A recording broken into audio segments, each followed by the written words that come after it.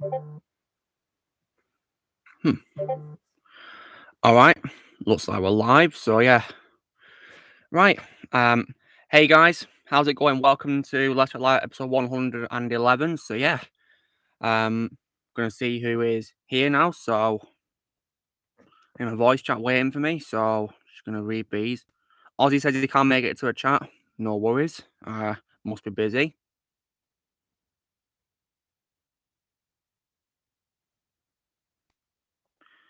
And so in my voice chat is Blaze and Shadow. Let's go and say hello to him, shall we? Hey, you two, how's it going? Hey, Luke. How's it going, guys?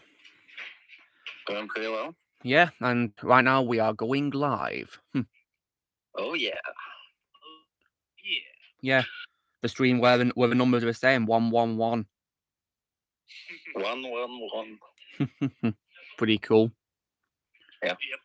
So, how's you guys' week been since we last streamed? Oh, it's been pretty good. Pretty good. Great, that's great to hear. I've been watching some Better Call Saul today. Oh, excellent. I'm at the last season now. Nice. They definitely did a good job wrapping these up on the last season. It's also I was watching South Park. yeah.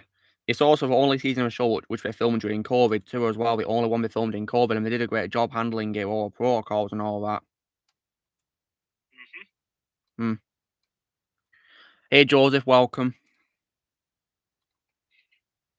And also last week I finished the story of Arkham City. Oh, you finished it. What do you think of it, Shadow? Awesome game. Yeah, I mean, you should have posted it in a video game chat for us. I'm thinking I'll do that after I've 100% completed it. Well, good luck with 100% completing it, because one thing that can be a pain in the game is Riddler's trophies.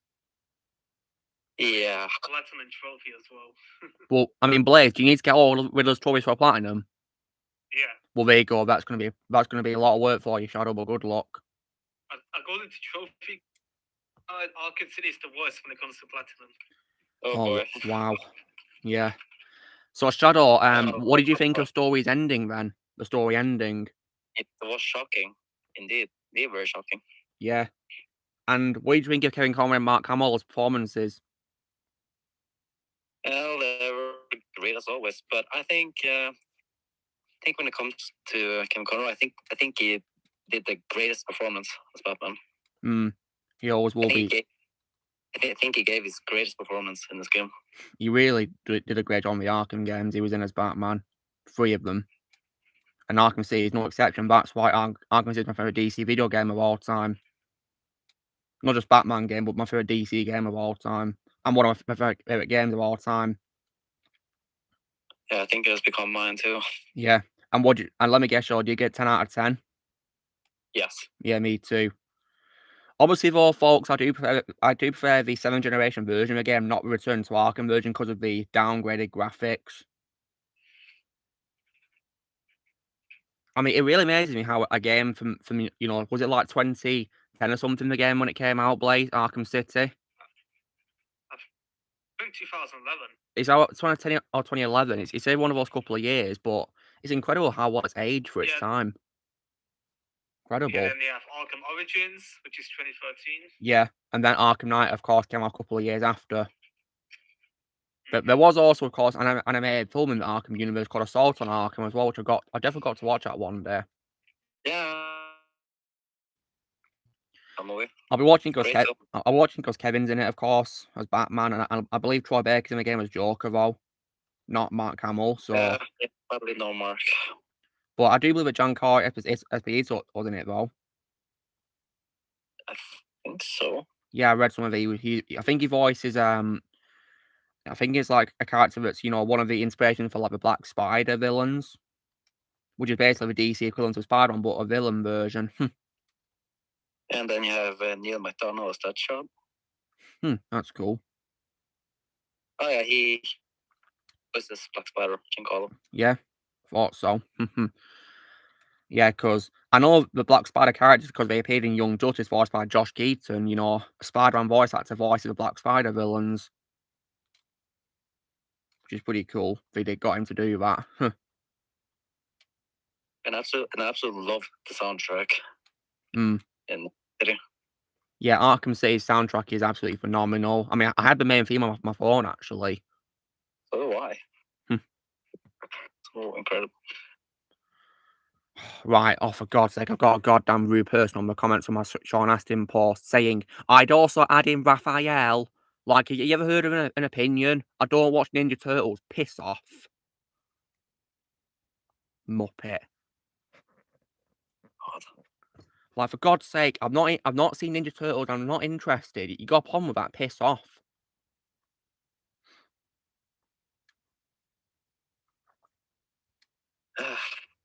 Honest to God. When will I have a right to an opinion? It's not a crime to have an opinion. No, it isn't. Good Jesus.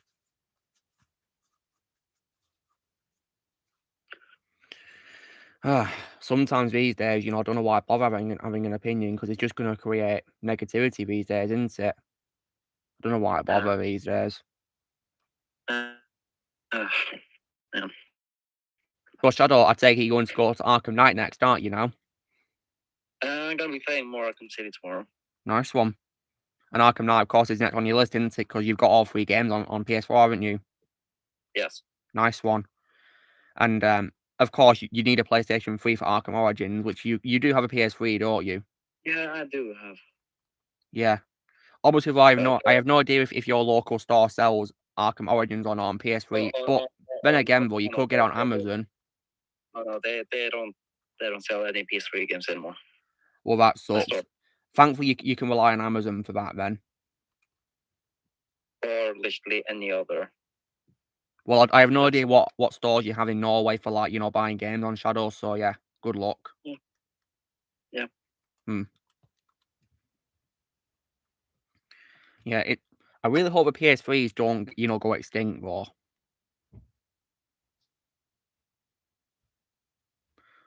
Because, you know, PS3s, you know, they have great games on which I'd love to play, really, because my plan is to, like, go on to, like, be like a full-on PlayStation gamer, guys, for the trophies. Oh yeah, Luke, when you play PS3, some games don't actually have trophies. Yeah, you told me, Blaze, some do. I'm not doing a Yeah, top the 5 older- replacements for Optimus Prime. I'm not doing a top 5 Optimus Prime voices on here. I'm streaming. There's only one Optimus Prime for me, and that's Peter Cullen. Yeah. He's the only Optimus I can accept. Yeah, No one same. else. No one Yeah. else. Peter is Optimus. But we're gonna have to say Gary Chalk is also pretty good. If you're talking about a version that's not based on Peter Cullen. Yeah, Gary Chalk. Yeah, because he doesn't do an impression of Peter Cullen. Yeah. I mean, So yeah. But as far as I'm concerned, guys, no one can top Peter Cullen. No one. He always be Optimus. Always will be. He is Optimus. Yeah, and that's why whenever I watch Transformers, I'll only watch Transformers if he's involved. If he's not involved, then there's no chance of me watching it. No, I have literally no interest in any of the other Transformers project that doesn't have them. Yeah, for your own sake, Shadow, I'd recommend to not watch that War for Cybertron Netflix show because, in my opinion, it's a massive letdown. As a Transformers fan, I was let down by it. Yeah, it's trash. I watched it. Yeah, it isn't. It's trash. Yeah, don't, Shadow. I mean, Gary Chalk himself, Blaze, actually criticised the voices for that show. You know that, Blaze? Yeah. Yeah, he said they lacked energy. And you know what? I think he's right. Some of the designs were wrong, also. Yeah, they literally tried to cash in on the G1 designs, basically. Also, why did Soundwave have yellow eyes? Yeah, that's just stupid. He got red eyes for crying out loud. The toy has yellow eyes, as I've noticed in some toys of him, but the character in the show has red eyes. That's Soundwave. The Decepticons have red eyes, can I not in the canon of Transformers? Yeah, I think that was like the original G1 toy. Yeah. I used to have a G1 figure of Soundwave somewhere. I've lost it, though, unfortunately. I actually had a figure of Soundwave from. I think it was animated. I'm not sure. Oh yeah, Transformers Animated is an underrated show, but unfortunately Peter Cullen's not in that. Bonsoir Venom Comics. I prefer Derek K's Megatron over his voice of Optimus, though. Yeah. I think Derek K's Optimus Prime voice could only work best for Orion Pax, not Optimus, because he sounds too youthful to be Optimus, in my opinion. I have to say that Alan Tudyk isn't that bad either. Yeah, all of that show is trash, though, in my opinion. Earthspark, like, what the hell is that show trying to be? I think he was the only good thing about the show. Really, Blaze? So, would you say that not even Steve Blum or Starscream could save it either? No, because he literally just appeared for 5 seconds. 5 seconds? For goodness sake, Yeah, why would you waste Steve 5 Blum? seconds. Yeah, he was in the prison cell that the camera was just moving away from him. Well, that's stupid. How could you waste Steve Blum like that? Especially when he's reprising his role as 5 Starscream. seconds. 5 seconds? Are you kidding me? Frankly, I'm not wasting my time on the show.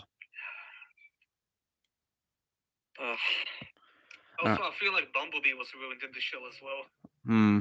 And also, and the fact they made Megatron good is just a dumb move. He's not good at all. That's not Megatron. Yeah, I think that decision alone killed the show. Yeah, I think it did, for sure. The only thing I'm going to be watching Transformers related now will be Rise of the Beast, because Peter Cullen's in that. Same. Oh yeah, I'm watching that when it comes out. Yeah, me too. If Peter Cullen wasn't in that film, I wouldn't have watched it. Me neither. Because in my opinion, he's what's keeping Transformers going. I think, you know, the day when Peter Cullen inevitably becomes one with the Allspark, I'll probably retire from be watching Transformers related things. Yeah, Sam. I think I'm actually going to retire after Rest of the Beast, to be honest. I mean, I have no idea how long Peter Cullen will keep voicing Optimus for, because he's in his 80s, guys, so he can't voice Optimus forever, can he? Unfortunately. Yeah, sadly. I think when he unfortunately becomes one with the Allspark, that's when I'll stop, you know, watching Transformers related things. I mean, I'm hoping that Rise of the Beast, you know, will be good, and it will make me interested in watching more movies with Peter Cullen coming back, I hope. Yeah. Let's hope. If Rise of the Beast is a good movie, then there should be a new one as well. Hopefully, it'll make enough money to guarantee sequels. Yeah. I'm not talking about the Velma show. Screw that show away. Oh yeah. Yeah, we don't talk about that. I was so glad she was hit by a car in the show. Yeah. That's actually very satisfying. Well, there's no way I'm going to watch a show because I'll be wasting my time. I'd rather watch things which are worth my time than that trash. I mean, Ozzy has already watched the show for us. So. Well, technically only the first episode, and he stopped, and I can't really blame him at all. I think a lot of people actually watched the first episode only and stopped. You know that? Lots of people only saw the first one and didn't want to see any more. I mean, Ozzy's no exception, because there's people like Tyrone Magnus, and who I think he said the same thing, didn't he, guys? And Az said in his review for it, Critical Drinker as well. Oh yeah, Critical Drinker. He's so funny, Critical Drinker. He's a legend. Well, yeah, of course, he has 850 roles, Declan. Frank Welker's a very prominent voice actor, so I'm not surprised if he's got that many roles. Frank's a legend as well. Also, David Sobolov is playing Rhinox. Yeah, he is in this new film, isn't he? I believe he's also voicing Stratosphere too, the playing Autobot. That's John DiMaggio. Oh, really? I thought it was David Sobolov. Yeah, John DiMaggio is voicing Stratosphere. Yeah, that's a playing Transformer from Darker Moon's gameplay. Do you remember him? Stratosphere. What? Oh yeah, that's where I get shot down. Yeah, Breakaway, yeah, in the game. Speaking of Breakaway, guys, I hope you guys enjoyed this week's episode of Hammed again. Yeah, I love that. Yeah, and in case you're wondering, guys, Blaze was it in 3 roles? Yep. Yeah, because he played Breakaway, Skids, and Mudflap. Would you guys all say that Blaze made those 2 characters more likable than they are in Avenger of Fallen? Yeah. Yes. Yeah, because thankfully, when they appear in the show, you know, I made sure that they weren't making those horrible jokes or racist remarks or anything like that, Skids and Mudflap, because that's what I hated about the pair of them. And they're also very full annoying. of Tom Well, that's Kenny, why I and said, the that's voice of why Tom Kenny. I made him more likable on this show, you know. But Yeah. annoying because it was horrible remarks he said. I feel bad for Tom Kenny and Renault Wilson having to voice him in the movie. Yeah, so do I. Tom Kenny, Yeah, you I know had to what? mute myself. That's fine, Blaze. Tom Kenny always will be SpongeBob or nonetheless for. Oh yeah, I agree with that, Mr. Krabs. Mr. Krabs, eh? So apparently I'm Mr. Krabs, am I? Yeah. Squidward. Clancy Brown is also an amazing voice actor, and I of course heard his voice in the God of War 3 game because he voiced Hades in that game. He sounds a bit like his voice for Surtur from Thor Ragnarok, but with more effects on him than as Surtur. Surtur, in my opinion, was more organic than his Hades voice. Hey, Slasher Gamer. Also, Hades was intimidating in God of War 3. Well, yeah, that's why he's one of my favourite roles of Clancy Brown, actually.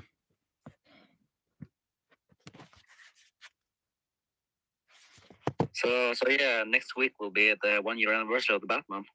Wow, it's been a very long time, hasn't it? It's hard to believe. It feels like yesterday when that film came out. Yeah. Thankfully, a sequel is coming though.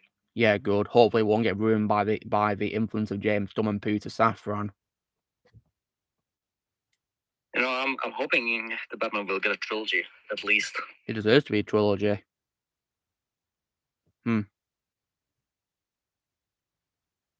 I've not really heard much for towards Jeff Bennett, to be honest. I don't. I know Jeff Bennett for Johnny Bravo. I know him for being the voice of Soundwave in Transformers Animated. I think he does a great job playing him in that show, and I of course know him for being the voice of Shazam in some things too, which is nice. He does a great job as Shazam. Oh, he also plays Prowl, doesn't he? Who? Prowl. Prowl.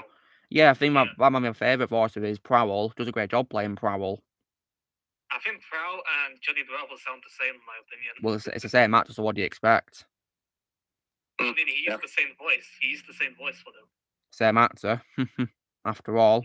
So they are going to sound similar usually.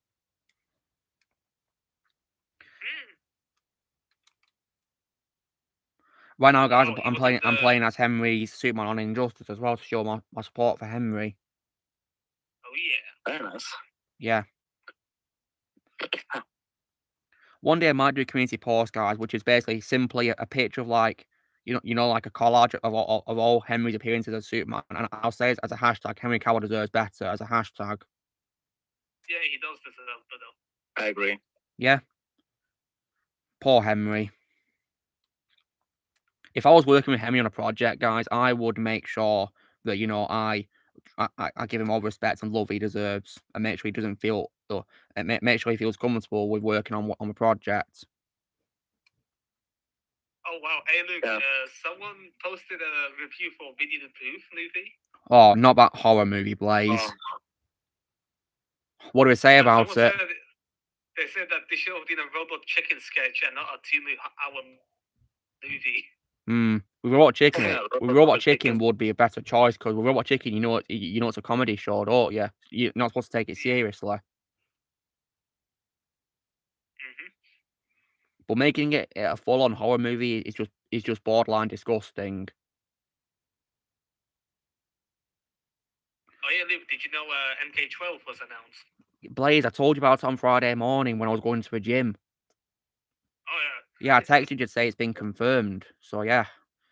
I'm both excited and hoping you'll be good, guys, as well, because while I decently like MK11, I find it quite underwhelming compared to my favourite game in the franchise, MKX. Yeah, I play MKX a lot. Yeah. I mean, the thing I like most about MK11 is a DLC character, to be honest.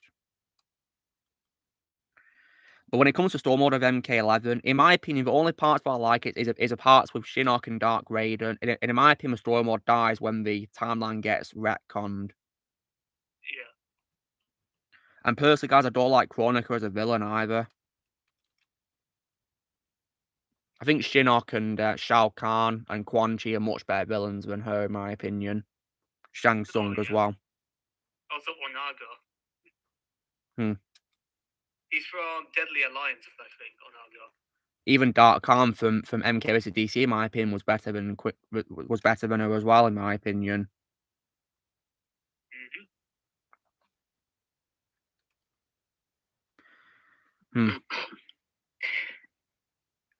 So hopefully this game will be good, and I'm also hoping they'll have the same style of gameplay as MKX's gameplay, where the characters move faster and it looks more realistic in terms of the movements. Well, yeah, let's hope. Because I feel the gameplay in MK11 is slow compared to MKX's gameplay. And also as well, if the game gets ported to Switch, I hope it'll be a better port to Switch than MK11's port to Switch. Because Ozzy showed me gameplay of the Switch version of MK11 Ultimate, and it looks absolutely terrible on the Switch. It looks like a PS3 game. Oh, wow. With lots of glitches. I'm surprised MKX didn't come on with the Switch. Well, I'm thankful it didn't, because it'd probably ruin that too. Yeah, or MK9. MK9 should be in release. Well, I gotta say, Blaze, but on PS Vita, MK9 is a very good port. Very good port. And of course, because it's PS Vita, you got Kratos on it as well, Blaze. Oh, yeah. So, Blaze, have you ever played on a PS Vita before in your life? Once, but I was like at a friend's house. And what did you think of when you played it once? I thought it was a cool console. Shame it was really expensive back then. Yeah, I saw one at a store today. It was like 120 quid. But I think back then, you know, when it first came out, it would probably been a lot more than that, though. Yeah. Also, the memory cards. That was the main issue why I didn't buy one. I feel they're quite small, really, to be honest. Can you believe 64 gigabytes was like 300 pounds? Shocking. Yeah.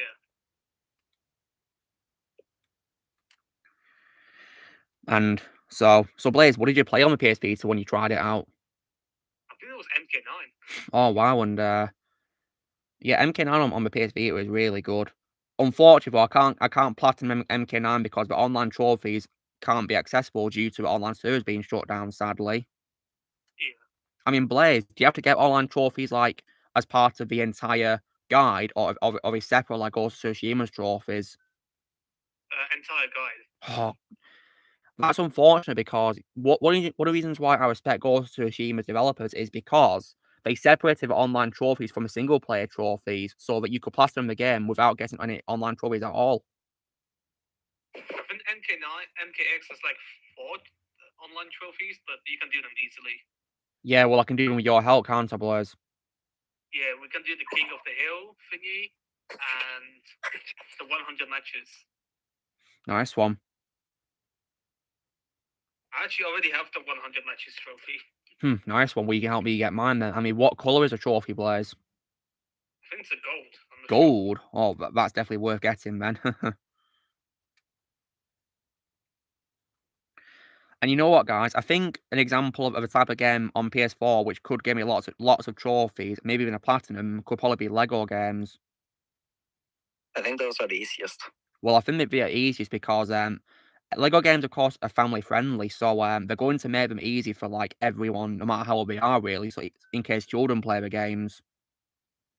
Oh yeah, the Telltale games are also easy platinums. Well, Telltale also made Lego games, Blaze, so yeah, I'm not surprised.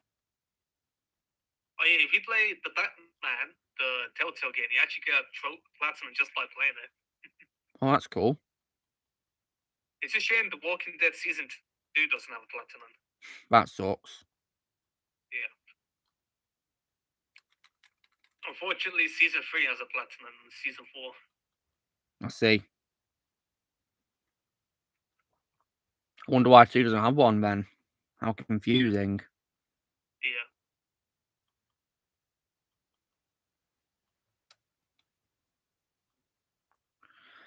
Yeah. Yeah.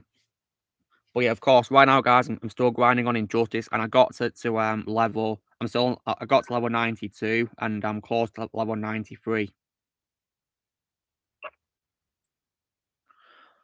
You know the GTA 4 mod I showed you on PS3? Yeah. What did you think of the graphics mod? Very impressive. But Yeah. I of course don't plan to use any mods anytime soon at all. I would only recommend it if the online servers don't work, so you can still download games and such.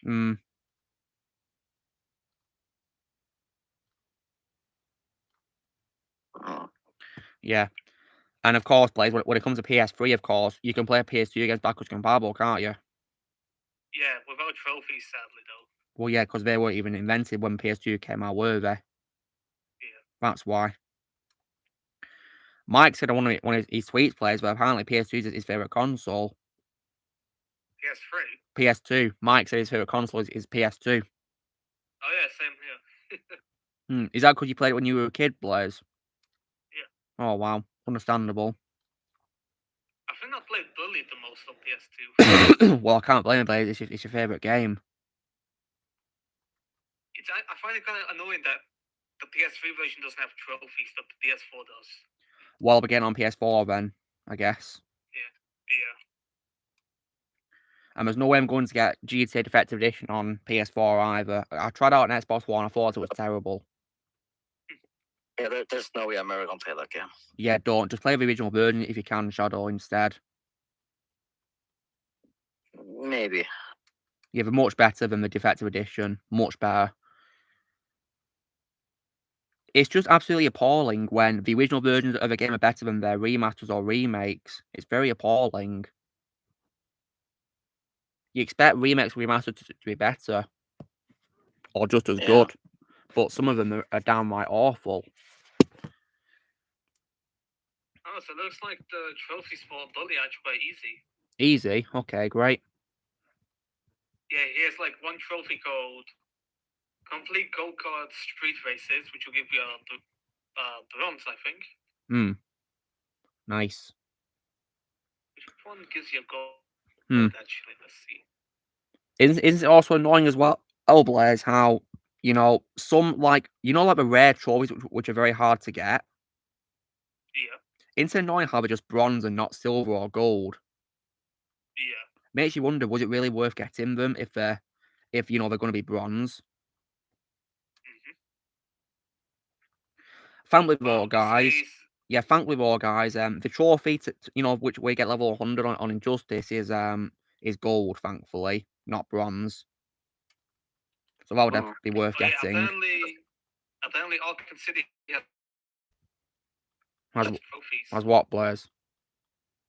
Yeah, like they glitch, so they don't actually unlock sometimes.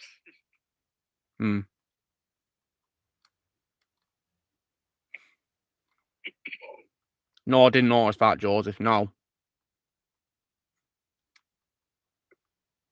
I just got a message from the man. He'll be joining late. Late? Okay. Yeah. I'm pretty sure he's watching Star Trek. So. Really? Move up a show, Shadow. He's watching the show. The classic 1960 show.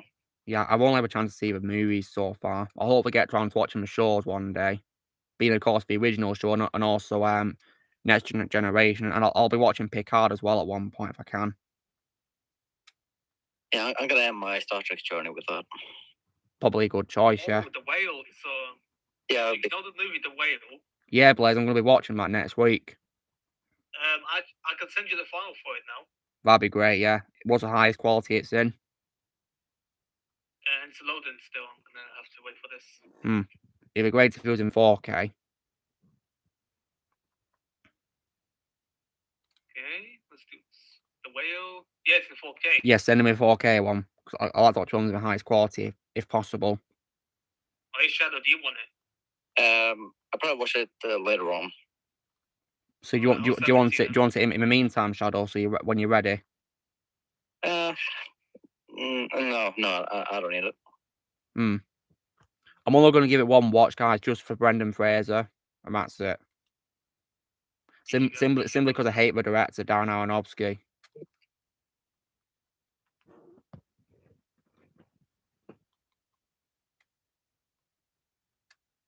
Oh look, there's a new Nick Cage movie here. Oh yeah. Heard he was in a new movie. Yeah. Might pull a watch out. Oh yeah, that one. Hey, what? The Old Way. It's Nicolas Cage movie just came out. Yeah, the Western movie. Yeah, the Western movie. I love Western films, so that'll definitely be something to watch. Speaking of Western films, I plan to watch about Fistful of Dollars trilogy with Clint Eastwood. Wait, Luke, are you going to play Red Dead 1 on PS3? Of course I will. Any like old games I played on Xbox 360, guys, which are on PS3, I'll definitely play on PS3.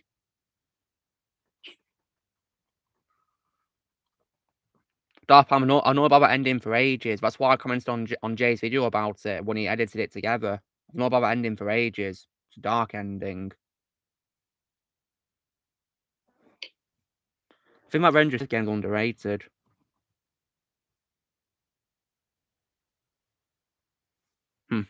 So Blaze, were you up to playing Jedi Fallen Order? I'm actually on the second planet now, which is that thing called. Zeffo, right? No, I finished Zeffo. It's the other one.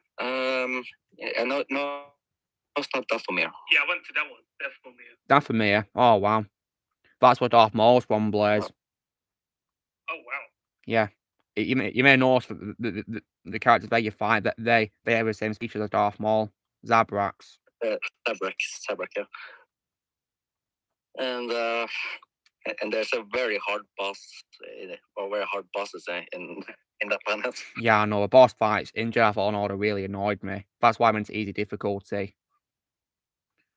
And Shadow, when you say hard boss, you talk about Terra Malicos. Yeah, and that creature. Oh yeah, it was like a massive like owl sort of thing, weren't it? What on earth was that? I don't know, maybe let's see if we can check it out. Yeah, they were so hard, and I was rage quitting a lot. Thankfully, on easy difficulty was much better. And look, a friend of mine actually helped me out with that one. Well, I can't blame you, Shadow, for needing help. Yeah, I actually play on normal difficulty. And I gotta say, guys, I've been playing God of War 2018 this week, and I gotta say that you know, the way the game is structured, it reminds me a lot of Fallen Order, really, where it's like, where it's not really open world, but it's like expansive maps, and you can visit them whenever you want to. Really, you can go back to them. It's still I found that gigantic creature we're talking about. It's called the Golgara. Oh god, I hated that. Oh man, that's so hard. It was also quite a scary creature as well, I might add. Yeah. Frightening.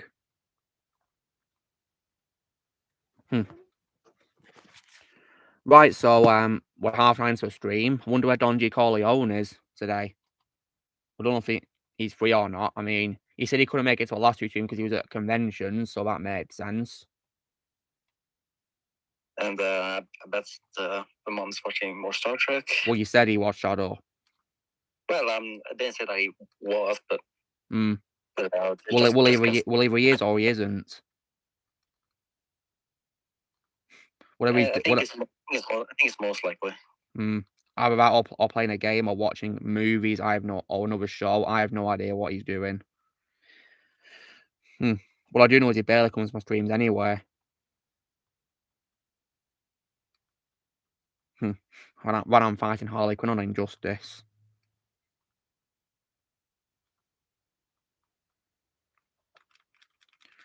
And yes, guys, Harley Quinn is what Tara Strong in this game. Oh, my favorite voice actress. Reprising her role as Harley. And Tara will always be Harley. Yeah, but she's my favourite Harley of all time. In my opinion, better than Margot Robbie, in my opinion.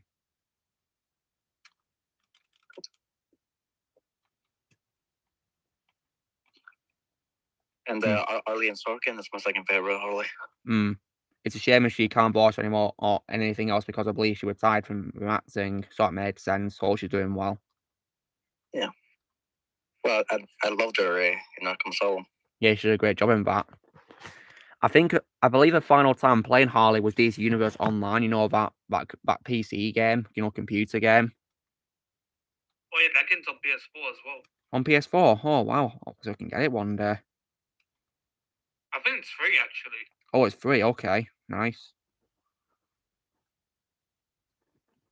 But I hope Arlene's doing well. I think she's earned retirement, actually, for all the great performances she's done as a voice actress.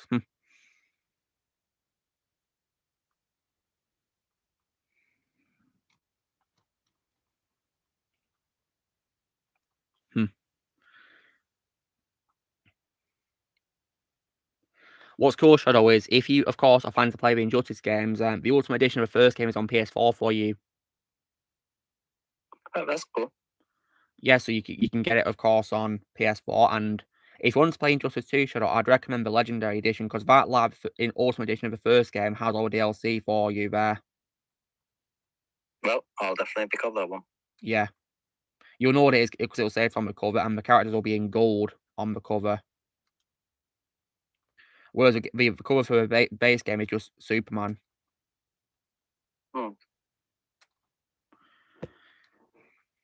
So because MK12 got announced to be released this year, it looks like we might be getting Injustice 3 probably next year or something. Oh yeah, the title for Injustice 3 has already been leaked. Really? What we're calling it now, Blaze? Injustice Gods Will Fall. So we're going to go from the God's title, are they? Yeah. That's probably going to get banned in some countries, but didn't say like the first game was banned. Yeah, Injustice 3 Gods Will Fall. But if it's going to get a title, then that means I'm going to have to ask, why did the second game get a title, just Injustice 2? There was no subtitle in that, just Injustice 2, nothing else. Oh yeah, I wonder as well. Yeah, when it comes to the Suicide Squad game, yeah, I'm not gonna play it now. You're not playing it, Shadow? Yeah, no, they should be confirmed there's gonna be another Crab Avengers. And of course, even if you want to, you can't play because you don't have a PlayStation 5, do you? No. I mean, So I'm still gonna watch, still gonna watch Kevin Conroy's cutscenes though. Yeah, I will too. Because that's what I did with Spider-Man PS4 when that came out. Because I didn't have PS4 when it came out, but I watched the cutscenes of it in the gameplay.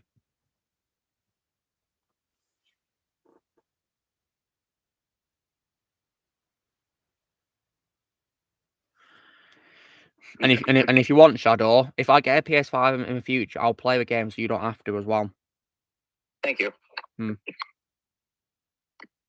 yeah, I'll only play the game for Kevin Conroy, guys, and that's it. No other reason, really. Doesn't the Suicide Squad game play like Saints Row a little bit? I don't know, Blaze, because from look, it looks like it's going to be another crap Avengers. Oh god. Yeah, it's just like Happer Rex over here. Just said. And unfortunately, as well, Blaze, it's going to require internet for single player. What the? Yeah. Like, what good is a game going to be if you don't have internet connections? Yeah. Ridiculous. And Blaze told me this week that apparently the Evil Dead game sucks. Really? Yeah, it gets boring really fast because every mission's the same. I see.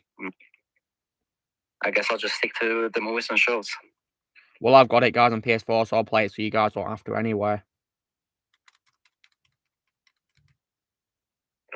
I like how every Ash from every movie is in there, though. Well, yeah, of course. I mean, maybe I'll just watch cutscenes with Ash, and I'll be about it.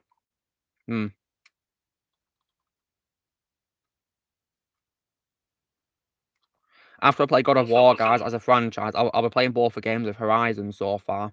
Zero Dawn and Forbidden West I'll be playing. Wait, there's also a DLC called was it Frozen Wilds for the first game? I don't know, maybe.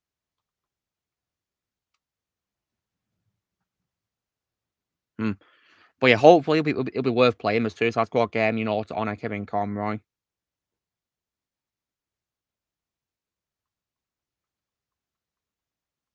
I just hope to God that he won't get wasted.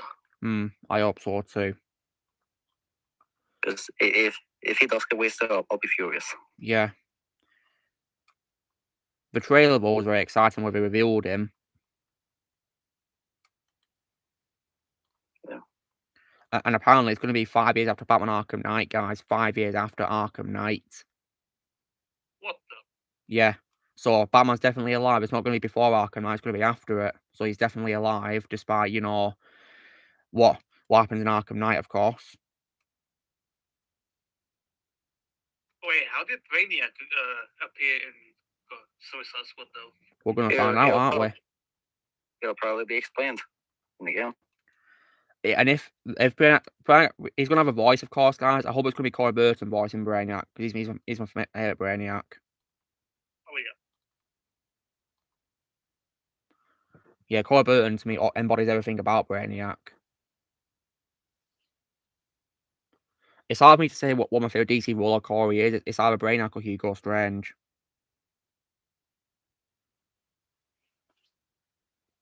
I think I'll say my favorite is easily Hugo Strange. Well, he was phenomenal. That's why it's hard for me to choose, really. Like, Hugo Strange was one of the best parts of Arkham City. Oh, hey, Lucas. Yeah. What, Blaze? So I was in a different server. One person was actually showed the read ups to one person. Oh, what did they think of it? Oh, they're laughing. They were laughing. Nice. Glad to hear it. They were watching robots. Ratchet gets a naughty massage. Oh wow! Did we see a recent one we did, Blaze? No, they just watched the N-rated robots one and the Ratchet gets a naughty massage. Well, I hope we see, of course, the new one because of the ending that you put in.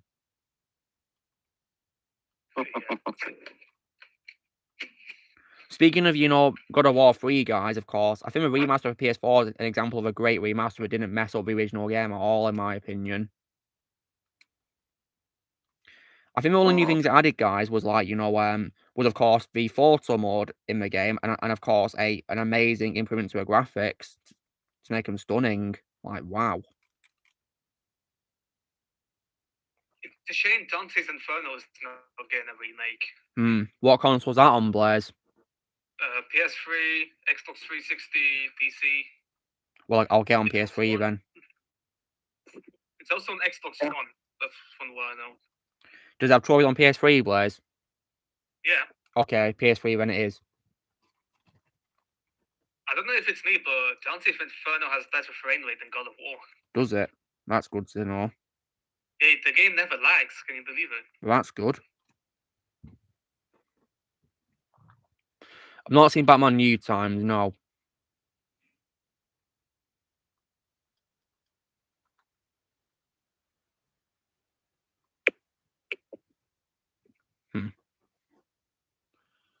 So, I'm wondering as well, when it comes to God of War Ragnarok, is that game massive, Blaze? Wait, what? God of War Ragnarok, is that like a massive? Is that a massive game? Yeah. Oh wow. And if you go into other realms there, you go into other realms there. Oh, nice. Is the gameplay the same as 2018? Yeah. Oh wow. Oh, I heard apparently at some point you can actually play as Atreus, Kratos' son. Yeah, you do. You do. Oh wow. Well, I'm definitely excited for that game. Yeah, and also as well, guys, Kratos is also my favorite role of Christopher Judge as well. Now. But obviously, though, guys, my favorite Kratos always will be T.C. Carson.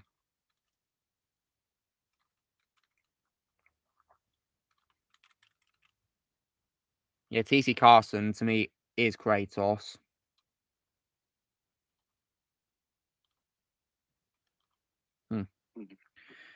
And it's also really cool that he was in MK9, but I still can't believe, guys, he was in Fortnite. That's just a dumb move right there for Kratos. How could they waste him like that? And what's also horrible, Shadow, is in the game he can use guns. Oh no! Like, that's not Kratos at all. I don't even want to imagine how cringe that looks. Horrible.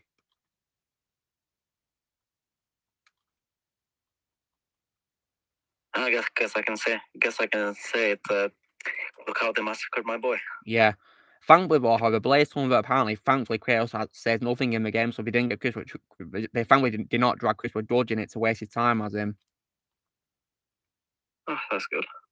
So thankfully, he didn't waste his time on the game. Unfortunately, guys, they did drag in Steve Bloom to voice Wolverine, unfortunately.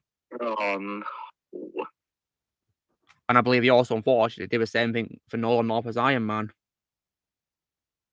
Oh, yeah. I heard about that. Yeah. Very unfortunate. However, guys, in my opinion, Kratos works far better in Mortal Kombat 9 as a guest character. Far better. Because Oh yeah. it was one thing Kratos is, guys, he's graphic. So, you know, he needs to be in a game which is also graphic. It fits for him perfectly if he's going to be in a graphic game. And Mortal Kombat is definitely a perfect place for him to be right at home at.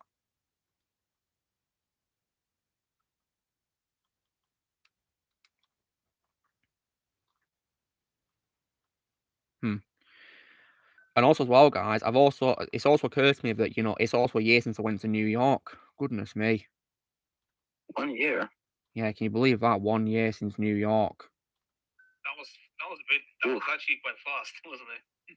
Yeah, it was. I mean, that holiday was a bit of a letdown because of a horrible transport, but for what it's worth, we did do some fun things there, you know, Empire State Building and, you know, a Times cruise. Square. Yeah, I went to Times Square at night. That was an experience. Oh yeah. Mm. Yeah. And also during my holiday, I of course watched the Rocky movies for the first time ever. It was an amazing experience to watch those movies. Apart from Rocky 5, because I hated Rocky 5. Oh yeah, you're gonna have a blast when you watch Undisputed. Yeah, I'll be watching the first one tomorrow, Blaze. Quite ready, actually. Ooh. But you know what's funny? I'm actually rewatching it tomorrow as well. Oh, are you, Blaze? Nice one. Coincidence? I think not. And speaking of coincidences as well, Blaze, you're going to play God of War 2018 soon, aren't you? Yeah. Nice one. Is this your first ever time playing the game, Blaze? I played only the intro, but then I did, I deleted it just to save it for a YouTube channel. Nice. But yeah, I'll be playing the Horizon games after I've played God of War Ragnarok, Blaze. Oh yeah. Oh, yeah, you're gonna like Lance Reddick in the game as well. Yeah, he of course plays the character called Silence, yes. I think that's his good role. I think one of his good roles. Yeah, my favourite role of his is Sharon and the John Wick film as well. Oh yeah. So, Yeah. Really cool character, in my opinion, Sharon. And I also noticed a bit of like a detail about his character because if you guys look at his scenes in the reception of a hotel, he collects coins from people. That's just like the Greek character of the same name, Sharon, does. You know, from Greek myth. Sharon collects coins just like Sharon from John Wick. Wow. Oh, yeah, Luke, can you believe the game Atomic Heart is getting controversy? Really? Why is that? Oh, it's because the studio is Russian. That's why. Oh, okay. It's really stupid. Hmm.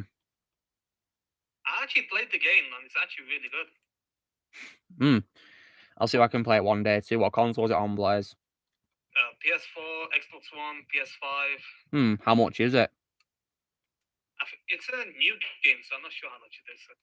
Hmm. It's on Game Pass.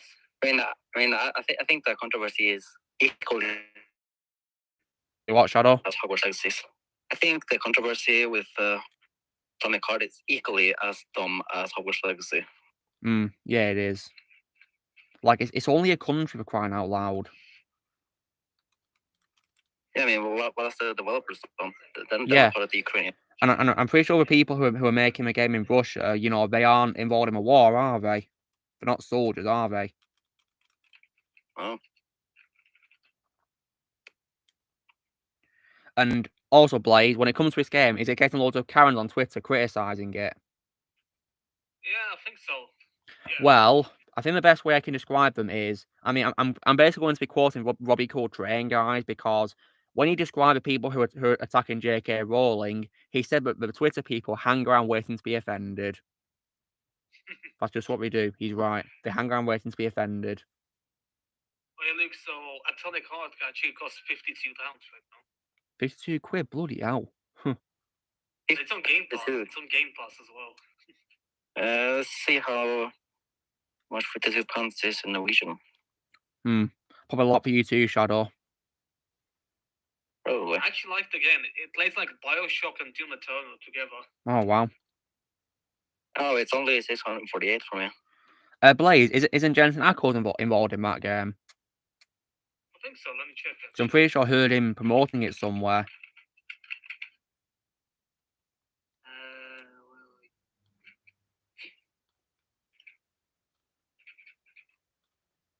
I'm just checking right now. Yeah, rest in peace, Robbie Coltrane. Yeah, we're gonna miss you very much. I will miss him.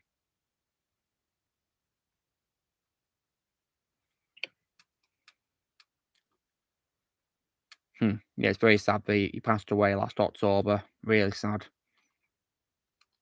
I mean, I still can't believe he's gone. Me neither. Watching Harry Potter films last year definitely hit differently as well, seeing his scenes. Uh-huh.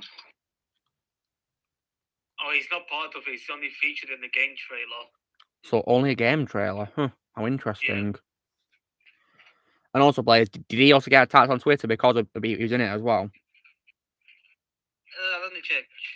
Because if so, then I think that's really stupid as well.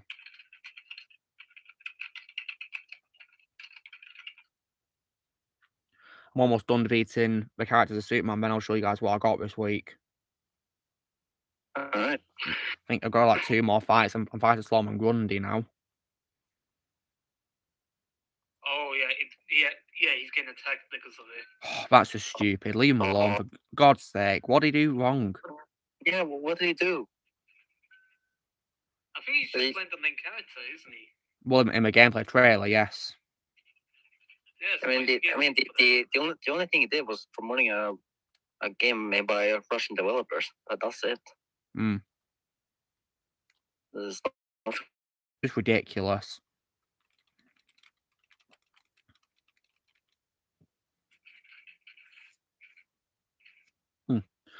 So, Shadow, when it comes to your history being a gamer, have you ever come across a PlayStation Vita in your life, or do you reckon you'll never play it at all in your life? I think I'm not gonna play it. Never? Wow. I just don't have an interest. That's fine. I do have a PSP though. A PSP? Oh, wow. The portable console before a Vita. Yeah. It's actually occurred to me, guys, that, while Sony has a PlayStation Vita and portable, and Nintendo, of course, has the Switch and the DS and 3DS, I've noticed that Xbox don't have a mini console, do they? A portable console.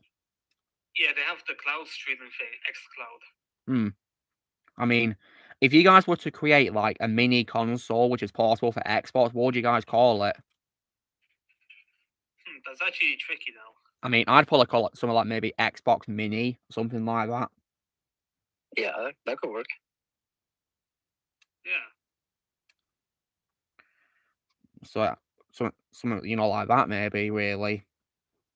I don't want to copy, the PlayStation or Sony names, that's why I thought I'd come up with a name related to its size, really.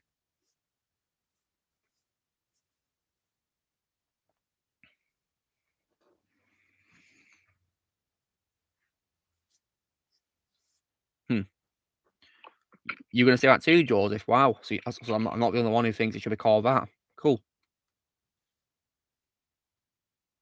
I mean, I can't think of anything else. Yeah. I mean, in my opinion as well, guys, the Vita, in my opinion, is also the most underrated console of all time as well. Oh yeah, look, there's a new game coming from the BioShock developers. Oh, really? What's that? It's like a sequel to BioShock, but I think it's in space this time. All right. It's called Judas. Judas. Yeah. Okay. Yeah, PS5. Oh, it's a PS5 game. Oh, that sucks. Speaking of, PS5 games, I'm hoping that MK12 will be on PS4 as well as PS5. Let's hope the sequel to the Forest is on PS4 as well. Well, I'm not interested in the Forest franchise anyway, but yeah, hopefully it'll be on PS4 for you Blaze, to play on with Shadow and Ozzy. Yeah. Does Mum play Forest with you too? No, he didn't yet. No, he has never played with us yet. Yeah. Shadow, when you play Lego D Supervillains on your PS4? Yeah. Does the PS4 controller light change at all? A controller light? I think so. Oh, wow. You know, guys, I think when it comes to like exclusive things on PS4 you can't get on Xbox, I think one of my favorite things about it, besides the games, is probably the controller light changing color. Oh yeah, I like that in Resident Evil 2. Yeah, like it changes color when you play with Last of Us and Uncharted with the health bars. I think with kills on Shadowfall as well when I played that. GTA 5 as Oh well. wow. I mean, Ozzy showed us that apparently on GTA 5 it flashes red and blue when you're getting chased by police. Yeah, it does. Yeah, that's that. That's really cool that it flashes. So cool. And if you guys play Infamous Second Son as well, it changes color when you're switching powers. Same with God of War as well. And Fallen Order. And Fallen Order as well, that's that. What? Sorry, what's that? Fallen Order. Oh, really? That's cool.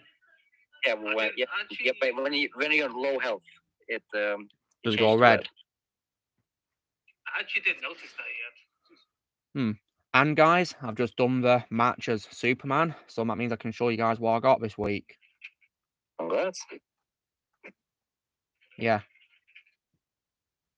Right. Why is the charger not working now for his damn console? I think it hates me, guys. God's sake, will you just charge, you goddamn stupid piece of technology? Honest to God. Why is it when something happens, it's always my consoles? Yeah, the corruption, and now the PS Vita. Yeah, very annoying. I just charge already, you stupid thing. Ugh. God, what are you waiting for? Christmas? Charge. Oh. No, I've not seen the Flesh Superman cartoons. No. Or the Looney Tunes shorts either. But speaking of Looney Tunes, I'll be posting a video on MySpace. I'm not need a sequel tomorrow. Oh, that one's gonna be amazing. That one's gonna be fun. Yeah, because I despise New Legacy. I think it's one of the worst sequels I've ever seen in my life. Yeah. Oh, yeah, it for sure, yes. Yeah, literally, the only good thing about it, in my opinion, was Rick and Morty, and that was it. Nothing else. Oh yeah, the Tom and Jerry movie is also kind of bad. Well, I'm not watching that anytime soon. I'm not interested. And how But I think based on John G. Collins' review, I think you're right, Shadow.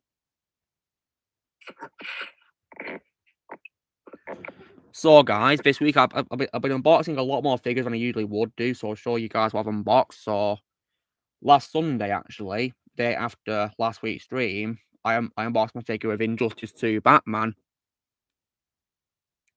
Oh, cool. Love this batsuit he's wearing. It's such a cool batsuit. Really is. Gonna put that next to my Arkham City Batman. For Kevin. Yep, for Kevin, my Batman. Then the day after that, on Monday, guys, I unboxed my figure of Azrael. Definitely pretty cool figure. I love how his sword's on fire as well. Pretty cool detail.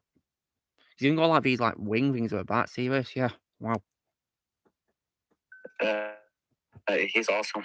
Yeah, he is. I'd say so. Then after that, I also unboxed figures of Red Hood, as he appears based on Batman Arkham Knight in the DLC called Flip of a Coin, where you play as him. It's pretty cool, that. Yeah. Then of course a figure of Then also a figure of Cyborg from the DCEU, good old Ray Fisher's version. Oh, nice, Ray Fisher. Yeah, Ray Fisher is also alongside Henry Cavill for me, and actually deserves better as well. And also, guys, because Ray Fisher doesn't want to return as Cyborg unless he gets apologized to, he earned my respect for that. Yeah. So yeah, as well as Henry, guys, I stand with Ray Fisher as well. Me too. Yeah. I mean, I think, Ray Fisher should only return as Cyborg only if Zack Snyder's at the helm of whatever project it is. Only Zack. If anyone noticed the Flash, he's going to have 2 Ezras in it. Oh, God. Yeah, one Ezra's bad enough, Blaze. The 2? Yeah, no, that- there's no chance of me watching it at all. 2 weeks Yeah. from the- Yeah, and also as well, the trailer was also torture as well. It was. I don't know why people are excited for that movie. I know. And also, what's also horrible is even the Flash character in that trailer was also creep because at the end of the trailer, he literally takes a picture of Supergirl flying without her knowing. Oh my god. Yeah, that's just, you know, No. ridiculous. Completely bang out of order. And probably what I hate the most is that they're going to ruin Man of Steel. Yeah, I think, you know what, guys? I think they're literally going to rehash. They're going to literally do Man of Steel all over again, but with Supergirl instead of Superman being there. Like, and also, guys, I do not approve at all of the casting of Sasha Calle as Supergirl. She doesn't look anything like her at all. And in the trailer, she sounded really bland too.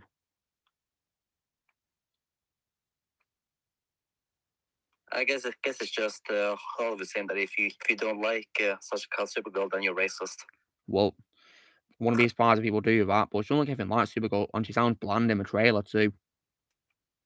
Yeah, just like Michael Keaton as Batman. Unfortunately. And I've also got zero doubt they're going to also waste Batfleck as well, sadly. Probably going to give him the Alien 3 treatment. Yeah, he's probably going to only be beginning of the film and then get wiped out from existence. I mean, if I actually were going to watch The Flash, I probably would have walked out if that happens. Yeah, I would have too, but I'm never going to watch it. I don't plan to at all. Then after that as well, guys, I also unboxed a figure of the black suit variant of Superman from the animated series. Really cool. I think this is the same one that Jay has as well, guys. This figure, which is pretty cool. Of course, based on Tim Daly's portrayal of the character. And Tim Daly's my second favourite voice actor for Superman behind George Newbern. Because George is one I grew up with. Then also as well, guys, I also unboxed my figure of John Stewart's Green Lantern from Justice League Unlimited. Hey, it looks cool. Yeah, really cool. My favourite Phil Lamar as well, guys.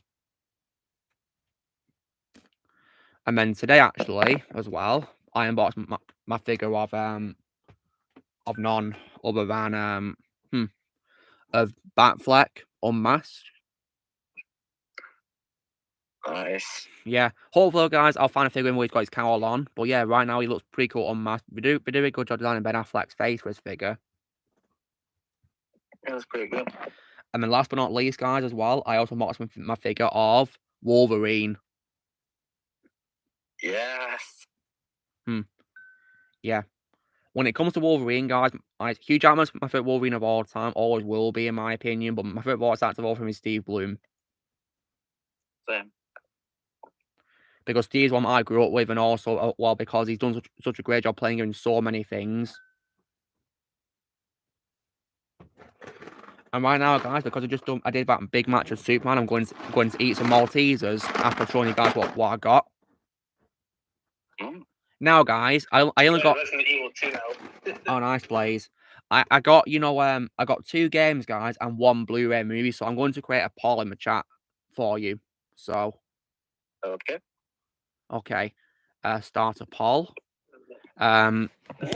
What shall I show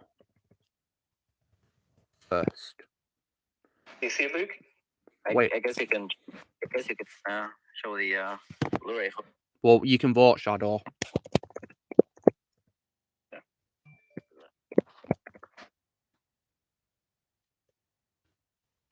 Blu-ray or the games. Right. Okay, vote in the chat, guys. So, Blaze, are you playing Resident Evil 2? Blaze. Nice one. Yeah, I'm playing. Yeah. You should play it. It's actually really difficult. Yeah, exactly, Dark Prime. That's my problem, like, because Supergirl in the comics, guys, has blonde hair, not, dark black hair, like Sasha Calle's version at all. I mean, that's the same problem I had with Aquaman in the DCU because while I love Jason Momoa more as him in terms of performance, I wish he had blonde hair like the comics.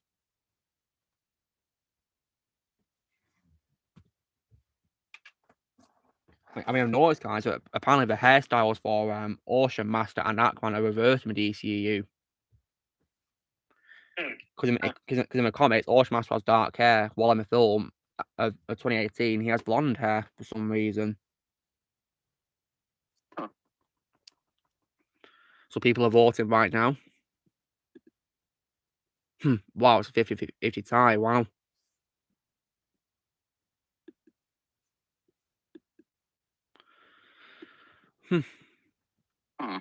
Well, this is gonna be a hard one. Huh? Blaze, have you voted in the chat?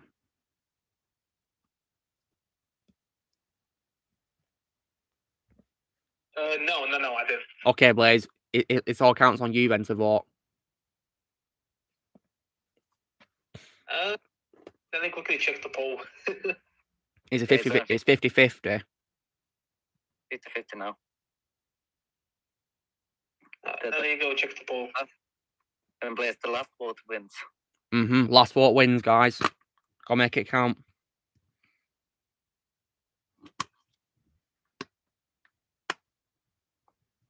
Okay, it's loading. Nice one.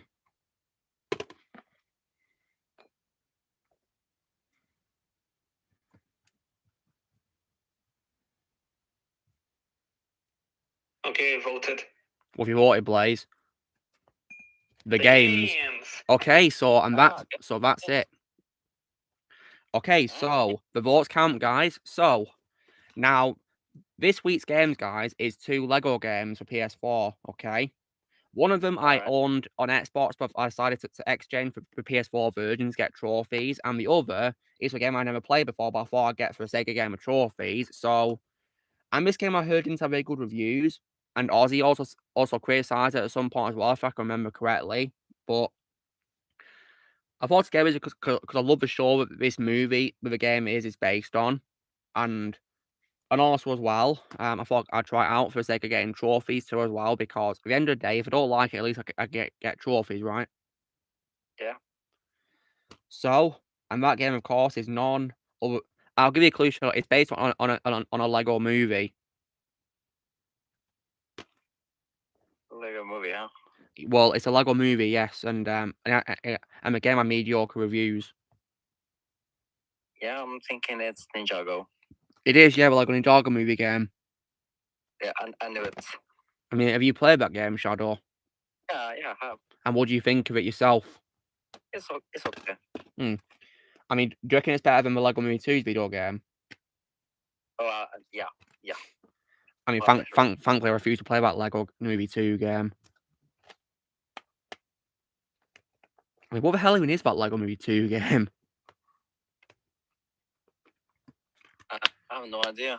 And then last, guys, the other Lego game that I got is based on one of my favorite franchises of all time as well, and this is a franchise that began with 2 films by Spielberg.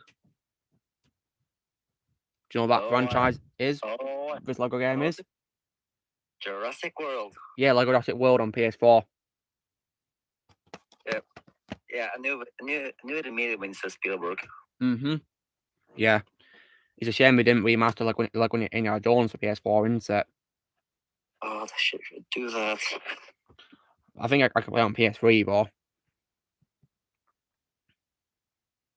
And then last up, guys, of course, is the Blu-ray. Now, this is an animated film, guys, right? And this is also, as well, guys, my favorite standalone movie animated film of all time as well.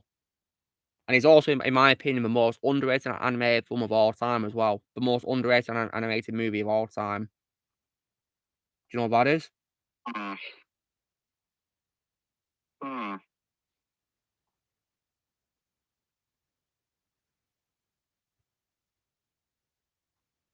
I don't know. You don't know? No, I can't think of anything. Well, it's also, as well, guys, the first ever animated film that I saw at cinema as well.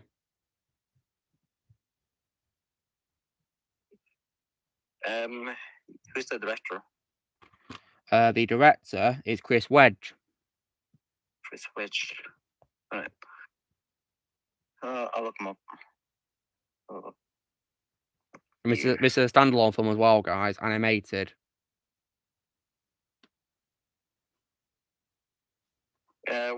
Which year did it get released? Well, it's the same. It's actually Shadow. Only the second film that I saw after Revenge of the Sith, actually. This is what you have to do to listen to evil. Oh wow, Is it robots? it is. It's robots on Blu-ray. See, Don Corleone's joined us. Nice one. Hey, who's the band with the sweet taste though? Yeah. Surprise like this, 4 of us. Yeah, there's only a few people here tonight, Don. Yeah, because Ozzy's busy with stuff, and I think the Monday's also watching something at the moment too. So that's why. Star Trek. Pretty sure it's watching Star Trek. That's what we think. Yeah.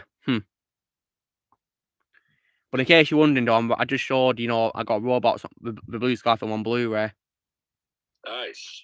which is also my favorite, which is also my favorite standalone animated film of all time as well. I just finally got Black Adam on DVDs yesterday. Ooh, Nice one. nice. You got it. Now my DC EU collection is complete until Fury of the Gods, whenever that hits Blu-ray. Yeah, that might be Yeah, like a few months after it comes out. Yeah. Yeah, and it also depends on what we think of it. If it's gonna be bad. Hopefully, it'll be good. I But hope so. But for now, the collection's all complete.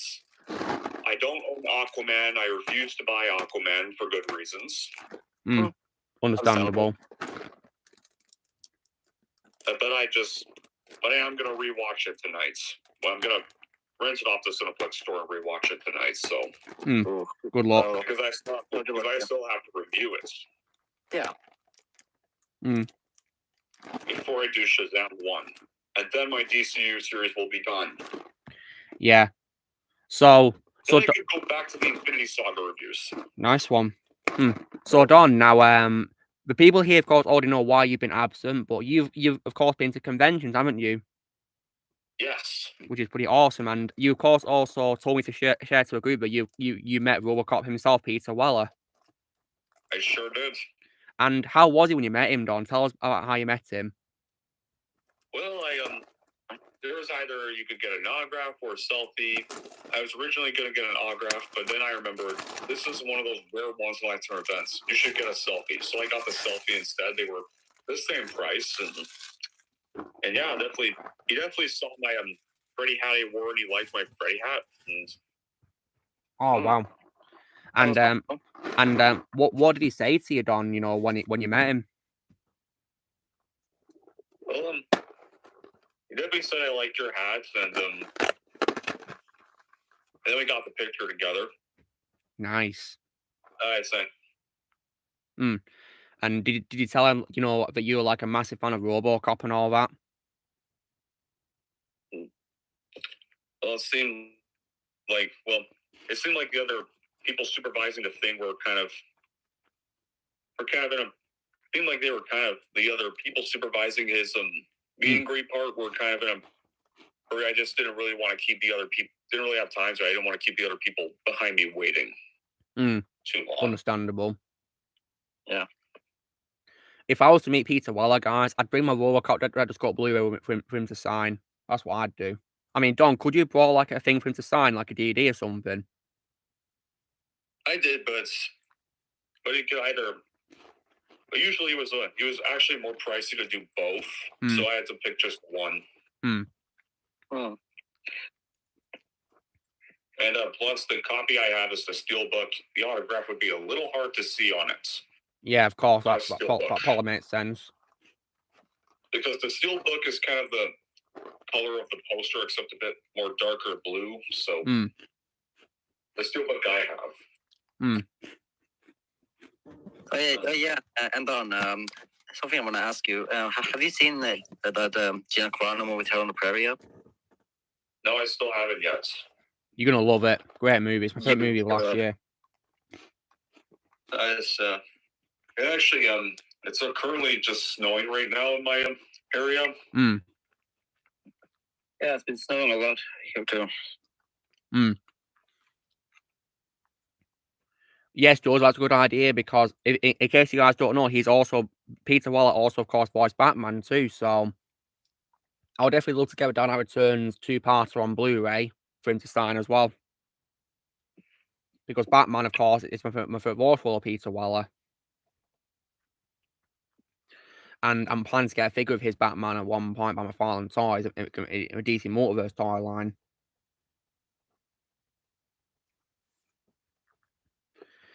And also as well, Don, I also saw see that you finally got a figure of Ash Williams for your collection, didn't you? Yeah, sadly it wasn't the Evil Dead 2 version, but at least it still had the chainsaw with it. Yeah. So I put the chainsaw. So of all the weapons, I picked the chainsaw to put in my version's hands because I prefer him with the chainsaw. Yeah, me too. I mean, in my opinion, Ash is not Ash without his chainsaw. Yeah. That's why, in terms of my 2Ds I have of him, that's why I prefer to have the Ash vs Evil Dead Show version on my desk, because this is, of course, got a chainsaw on. But yeah. Originally, sadly, it was kind of the only horror figure they had. They did have a RoboCop NECA figure, but I already have a RoboCop figure. I don't really need to have two. Oh, you have RoboCop, do you? Nice. Don't have. Yeah, I have a RoboCop NECA figure as well. Mine's not a NECA figure, but it's kind of the same size as a NECA figure, though. Oh, wow, yeah. Mine is like an ultimate NECA one with, like, you know, his machine pistol and also an alternate head and his needle hand and his rifle as well.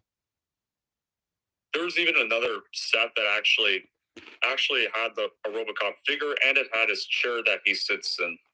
Oh, wow, nice.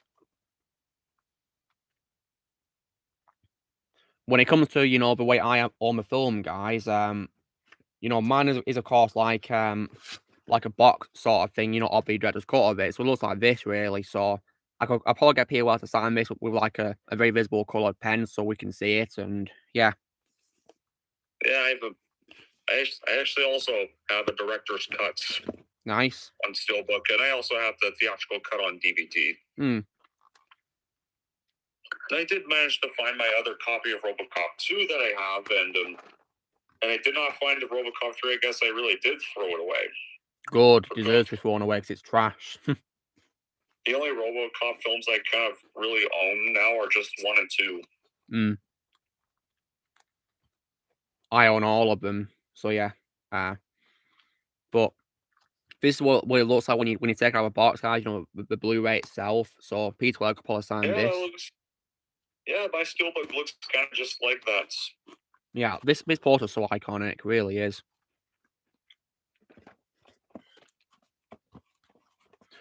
What's also awesome as well, guys, is it even comes up with like a little book as well, which shows how a film was made too. And what's even more awesome as well, guys, it comes with a poster as well. In fact, let me see if I can find it, because I took a picture of it to put in my server at one point. I mean, you guys who are in my server, you'll have seen it most likely, but yeah, I'll show it to everyone else who's here. I'm also 11 subscribers away from being able to finally do community posts. Nice one.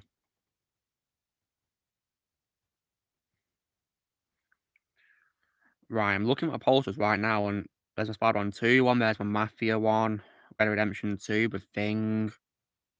Where is it? Endgame, Pacific Rim and Wonder Woman, Walking Dead. Here it is. Found it. Yes, so I put it up, guys. There you go. See that? Yeah, put it on display. Oh yeah, nice. Yeah. Really cool. Yeah, it's like up there, guys. You guys probably won't be able to see it, but it's over there.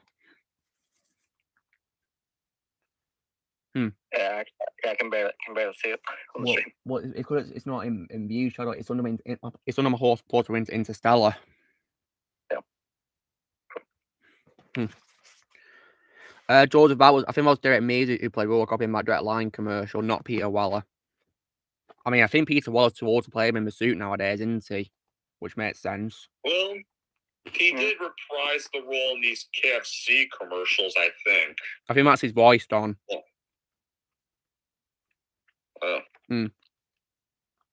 I have no idea if he wore a suit for those KFC adverts or not, but it is his voice for. It's definitely his voice, but I'm not sure he wore a suit or not. And did reprise the voice in the Mortal Kombat game. Oh, of course, he was amazing. Yeah, He was amazing at MK11. Real was amazing. One of the best parts of that game, in my opinion. I mean, I'm amazed at going back for it. I didn't think we would. Because yeah, they're even. yeah, And for those wondering about and of course, him fighting Terminator in that game's not the only time that's happened. That's actually been a comic. yeah, of course. In the Terminator match. Mm-hmm. Yeah, because if you pay attention to the intros in the game, guys, when we meet in the game, in the fights, they mentioned they've met before. Which is Just imagine reference. has RoboCop 3 not axed the franchise, or we probably could have had something grand like that instead. Yeah, like a crossover film, that'd be pretty awesome. Be better than a third film and a remake. Yeah, would be. And there's also, of course, that RoboCop game as well coming out soon as well, which I'm definitely going to be excited to play. Rogue City it is, yeah. It's on PS4 as well, so that's going to be great. I can definitely play it. Haha. Oh man, I've actually loved to play that game. So I'll definitely be sure to play it. It's like a gory shooter game, guys, which is perfect because RoboCop's not for kids at all. Yep. Pineapple, in my opinion, does not belong on pizza. No, hell no. I mean, my brother likes Hawaiian pizza, but I don't. I personally only like the pepperoni and the meat lovers pizzas. Yeah. Yeah, double pepperoni is my favorite. And I had some earlier today. Oh, nice one. Yeah, I noticed when you post it in the food channel, Shadow.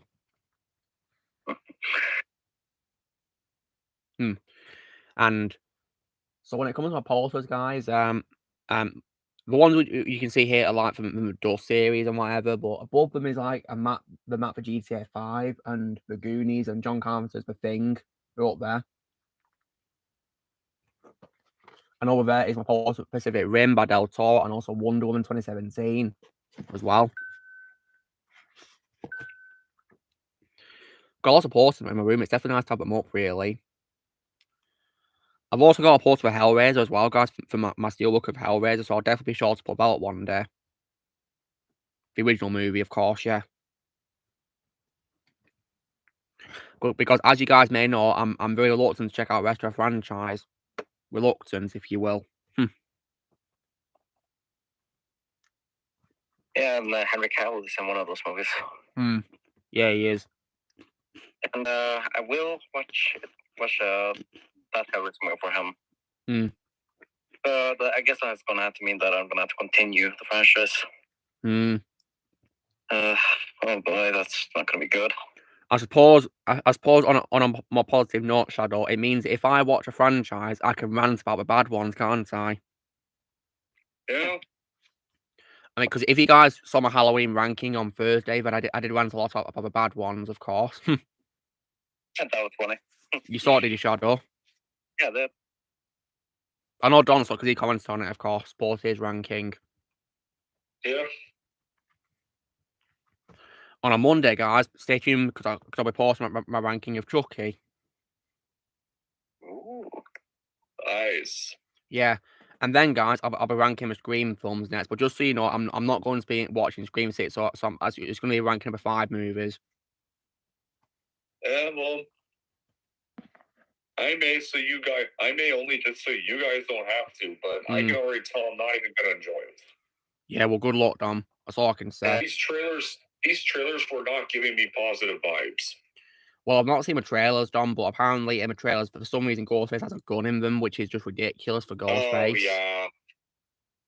Yeah, I don't know if they're trying to make fun of the idea of franchises running out of ideas, but this franchise clearly seems like it is running out of ideas at this rate.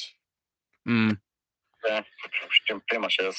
Yeah, I think the reasons why I decided not to watch it, guys, is also because I think Scream 2022 had a nice way to end the story, no setups whatsoever, and also no Sidney Prescott in his new film either, and also as well New York setting. Like really. And also Kirby, and also for some weird reason, Kirby Reed from 4 is back alive. Really? That's weird. Apparently. Did we see her get stabbed?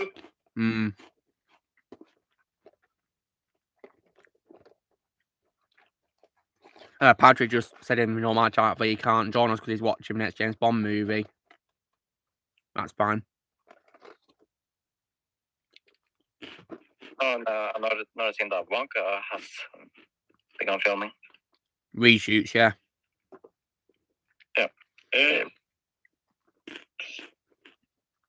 Hope it'll be a good movie. Yeah, maybe. I'm kind of on this. We kind of already saw Wonka's past with the Tim Burton film, so yeah, we did. Yeah, I don't really need to see it again.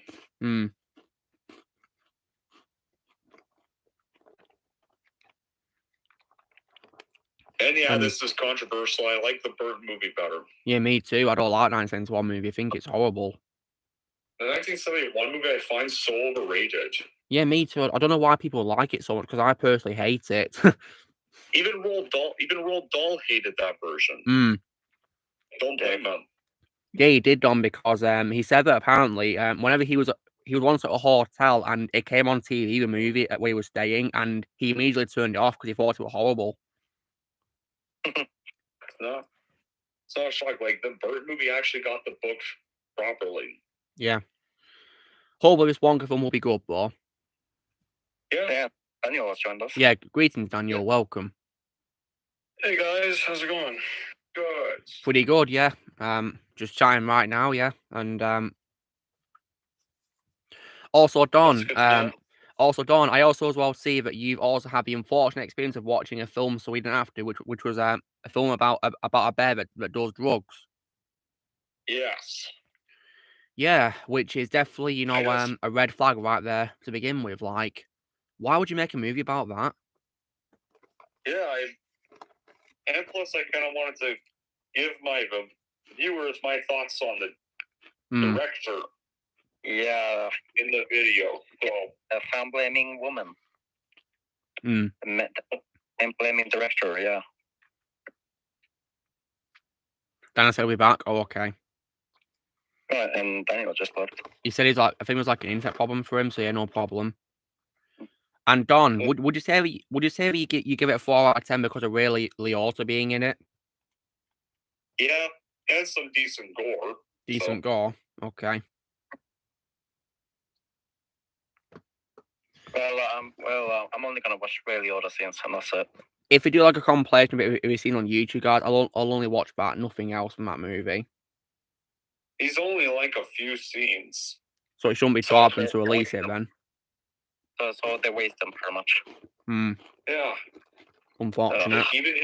I had a feeling that Samuel B movie was better than his screen time in Cocaine Bear was. Really? Wow. Just even though that was a bad film, that's probably his one scene in that animated film was the one scene I liked. Yeah, I think he was one of the few redeeming qualities of that movie. They should have let him kill Barry in that scene. Would have made the movie better. Yeah, Barry, in my opinion, is one of the worst protagonists ever in animated film history. Very annoying character.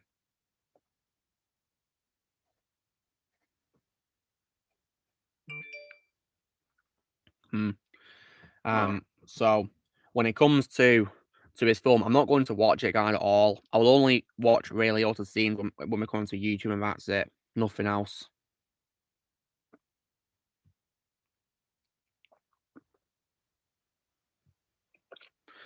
And yeah, Elizabeth Banks, of course, lost my respect when she blamed men for failure of a Charlie's Angels reboot. Yeah, which was just a stupid reason to pretty much hide your own faults. Yeah, because that film failed not because of men, because of people of both genders not liking the movie. Yeah. I bet even some women probably hated that film. A lot of them even hated the Ghostbusters remake. Yeah.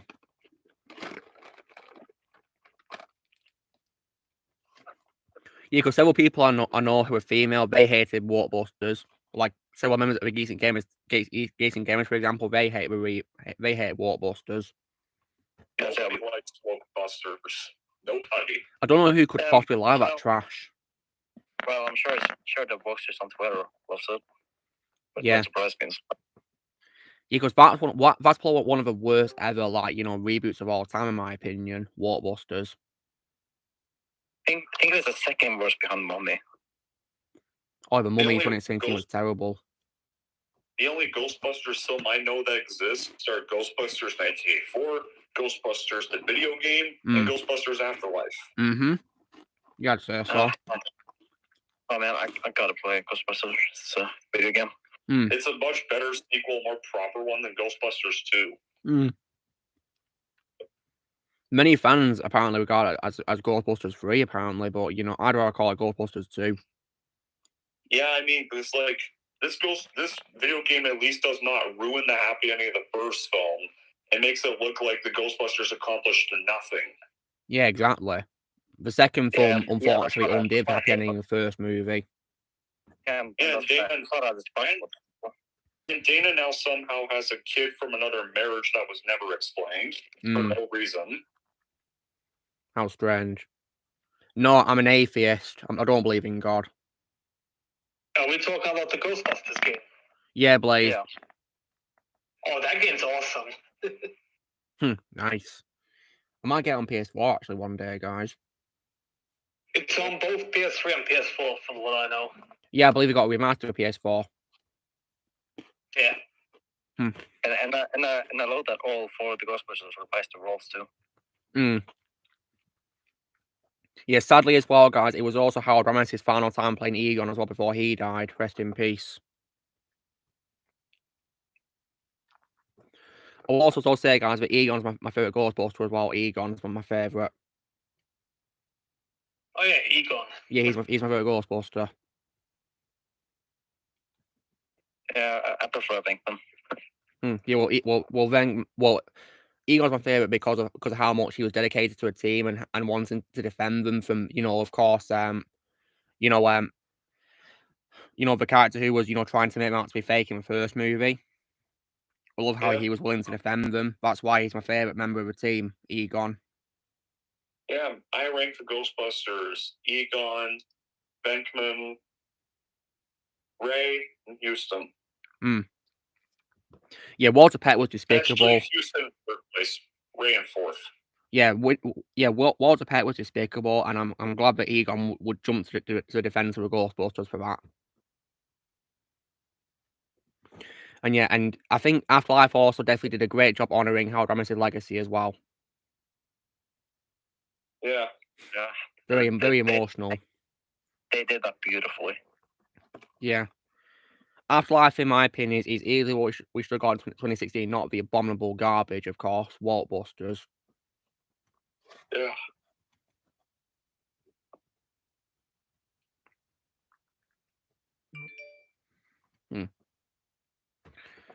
And although, yeah, when it comes to one of the most despised character of the franchise, Walter, I feel bad for the actor that played Walter in the first one because people literally attacked him just for playing a role. It's not his fault. It's very wrong to attack the actor for a role like that. Horrible. Yeah, it was ironically also the same guy that played the reporter in the first 2 Dyer films. Indeed, yes. Richard Thornburg.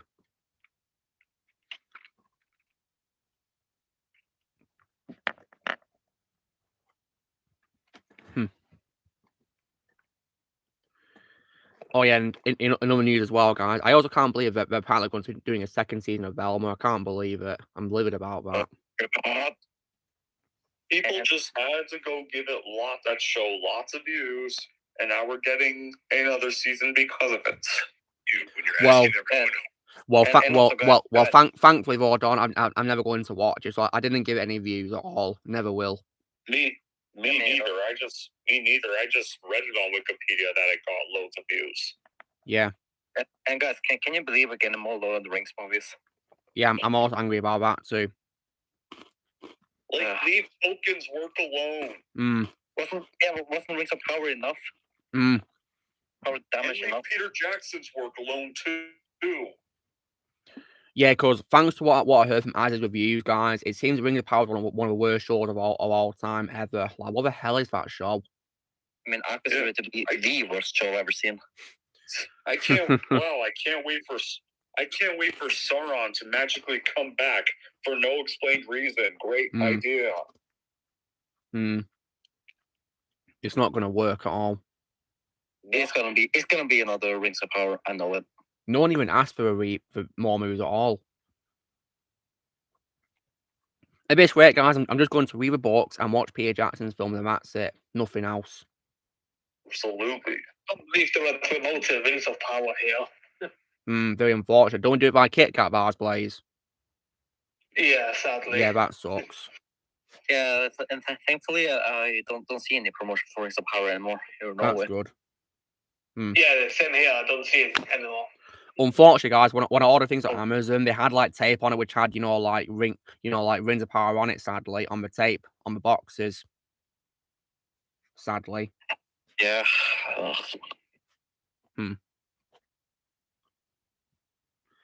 And just so you know, guys, as well, next Thursday I'll be watching The Whale as well for the first time. The Whale. Nice. Oh, you look at this. Oh, is that Resident Evil 2, Blaze? Yeah, I'm going to show you TJ Russell's character. If I see him. Wait, there he is. Oh, God. He's choking Leon. That is freaky. Yeah. I still can't believe TJ Russell voices him. Yeah, Frank West himself from Dead Rising. Yeah. He's easy to kill though. Just shoot the yellow eye.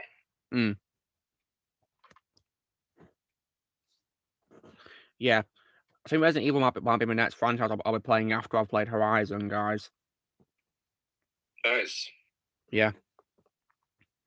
Definitely a good time for me to keep away from the live action stuff and all that.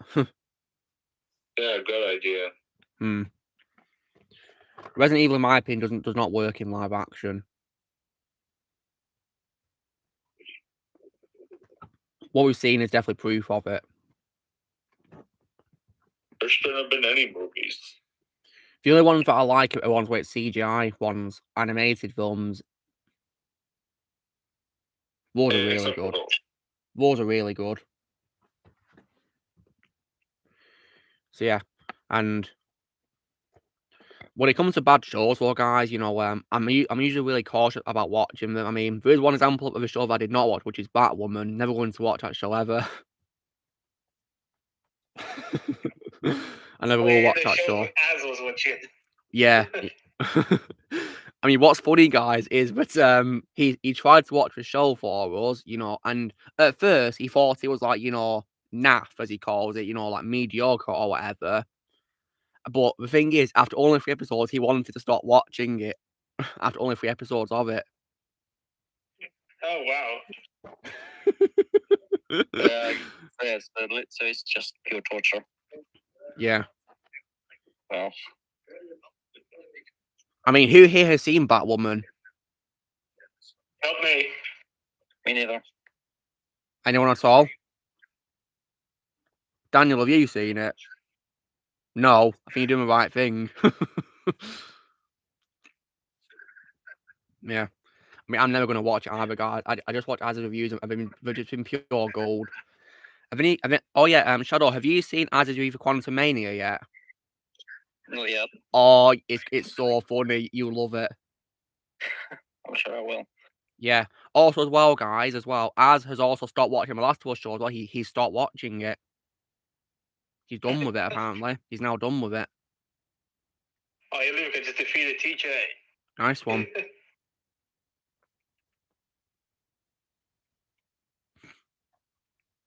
What a remake. What do you think of the visuals, Luke? Very good for a remake. Really good. Yeah. Yeah, Matthew Mercer doesn't voice Leon here, though. Who is it, boys? Sorry. I'm actually not sure. Let me check.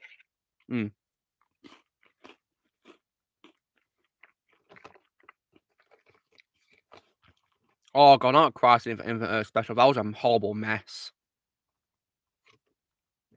That crossover was a mess in my opinion, a really big mess.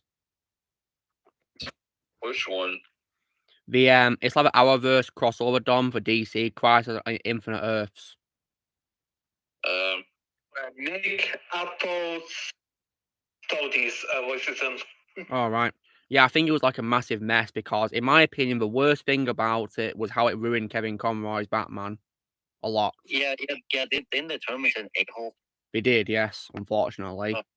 How dare they do that to the legendary Kevin? Yeah, it's not fair at all.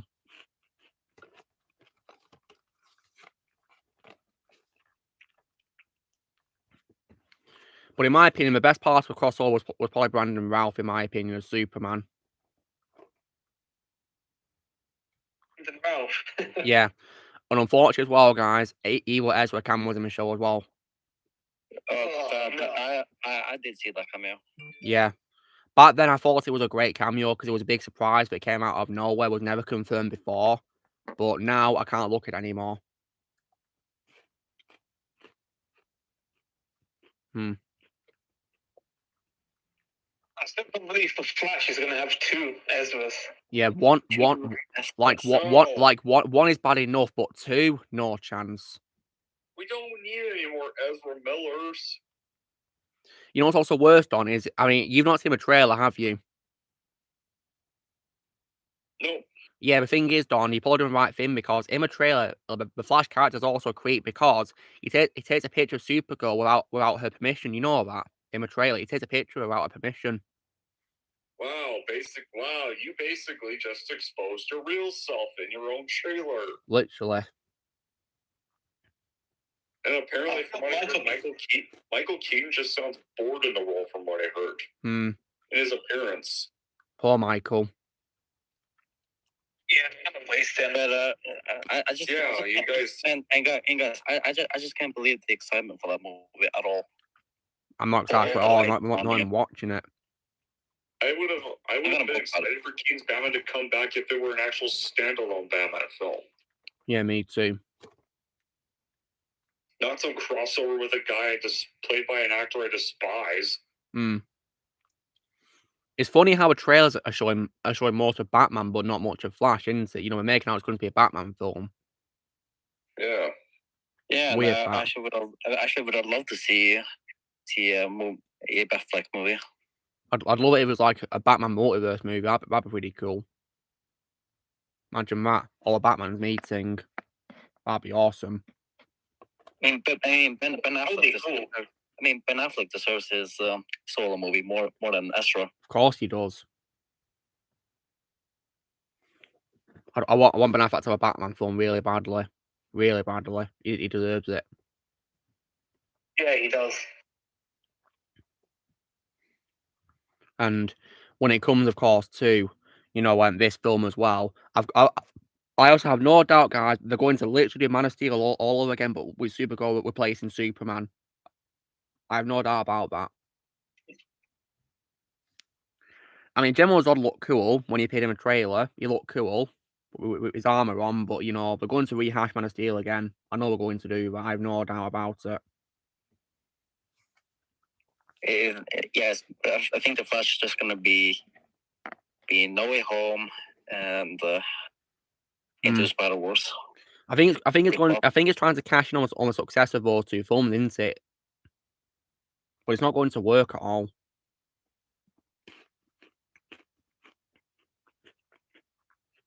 I mean, and I'm gonna be furious if the movie ends up being a success. Yeah, me too. And also, well, speaking of DCU guys, apparently Aquaman 2 is getting negative reviews from the test screenings. I wonder why. Is it because of a certain abuser? I think it is, hopefully.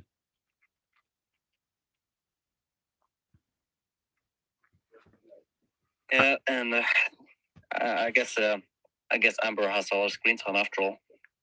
Yeah, probably. Well, there's no one going to watch that movie. Maybe it's more of a Mira movie than Aquaman. Wouldn't be surprised. I've not seen the Helen Slater Supergirl movie, from the 80s. No, I've not seen it yet. But I might do one day because I know that film's in the same universe as the Christopher Reeve Superman movies. Well, I would much rather see that over this Flash movie. Yeah, me too. And you know what, guys? Even though I'm not a fan of the Arrowverse by any means at all, really, I do prefer Melissa Benoist as Supergirl over Sasha Calle already, in my opinion. I think Melissa Benoist plays Supergirl much better, to be honest, and looks more like her as well from the comics as well.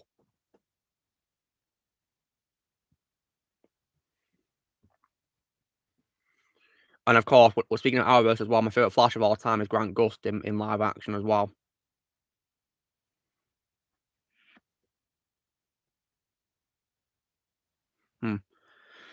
But there's no one going to be watching more of a Flash for. I just have no interest really, and from what I've been seeing, apparently the CGI for it is also awful in recent seasons too. Like, can you guys believe that, you know, in recent times the CGI is getting worse and worse? Like, that's just shocking. I can't believe it. I mean, can you guys believe that old films have better CGI than the new ones? I mean, Yeah, can you believe it? like, for example, guys, one reason why, in my opinion, they shouldn't be making more Lord of the Rings films anymore is because, in my opinion, the Peter Jackson films are timeless because of their visual effects. Timeless. Like, you could release them, you know, like, in recent times, and they wouldn't get old at all, ever. Yeah. And I think another example for me is also, as well, Sam Raimi's Spider-Man trilogy, as well.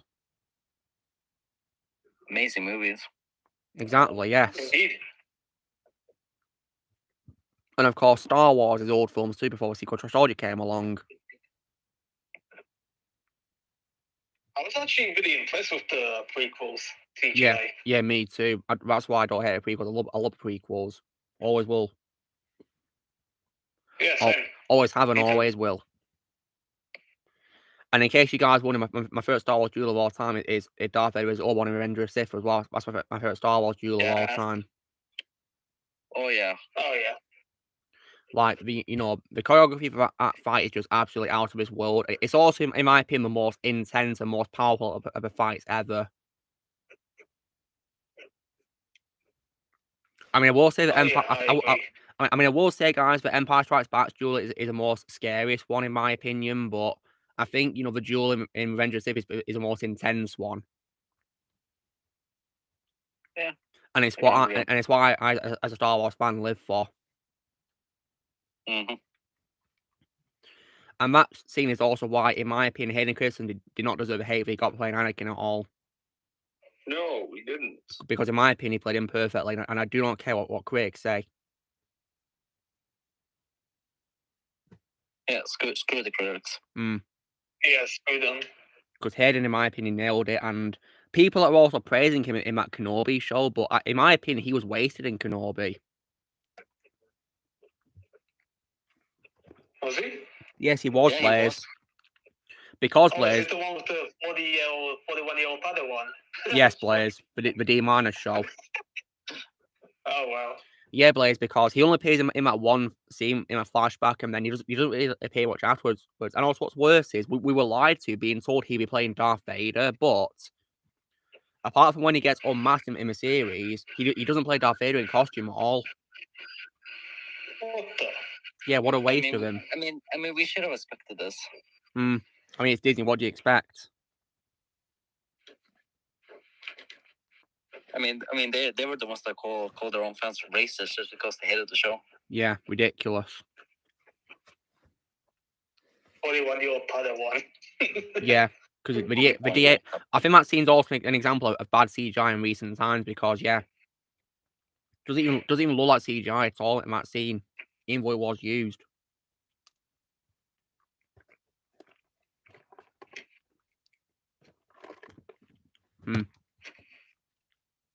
So people are praising Hayden in the Kenobi show, but in my opinion, he was wasted. In my opinion, he's a better actor in a prequel than in Kenobi, in my opinion.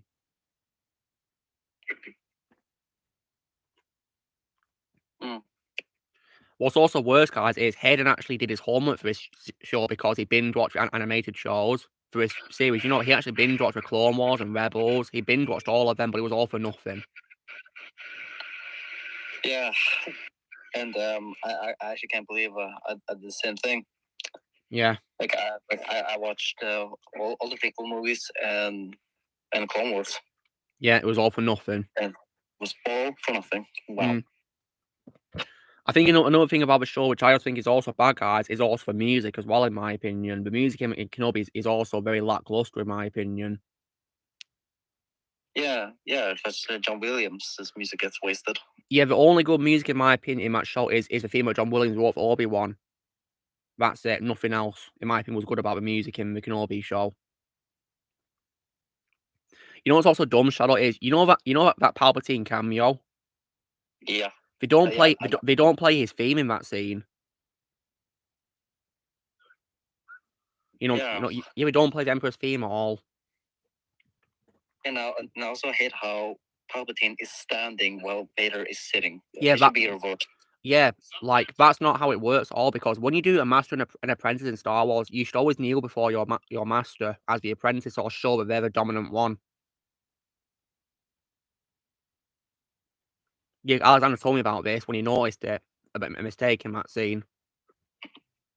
Yeah, he told all of us. Yeah, it was a big mistake.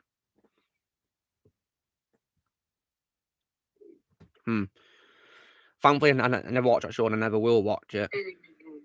Well, me, Ozzy, and Daniel watched it, so you don't have to.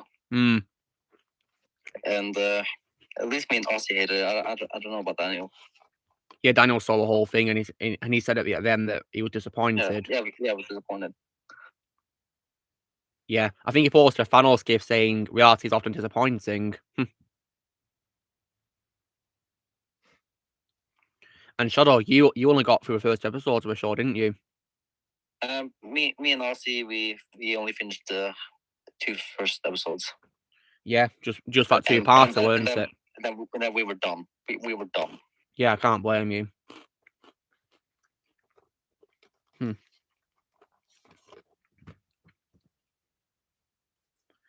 See, there's no one going to watch a show, guys, and I'll simply ask, why should I watch it? Why should I? I don't see any reason why I should watch it.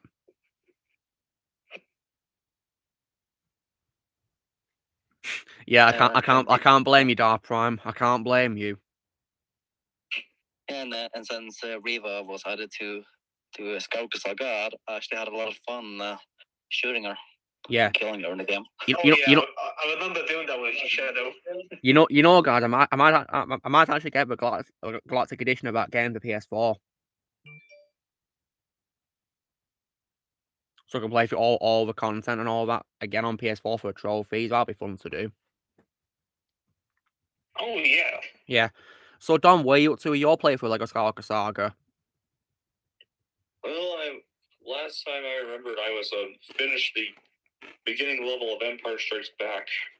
Oh, nice.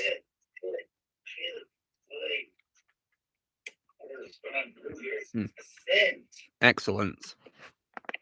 Yeah, and Don, I've been catching up on all your episodes. Oh, what's Daniel got here?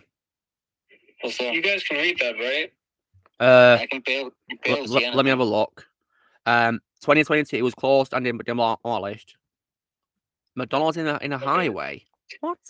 Okay, so it says 2007, a McDonald's sits in the middle of a highway in between Illinois and Indiana, United States. Middle of the highway in Chicago, there's McDonald's in 2007, and apparently 2015 it closed down, so now it's just an open section of the freeway.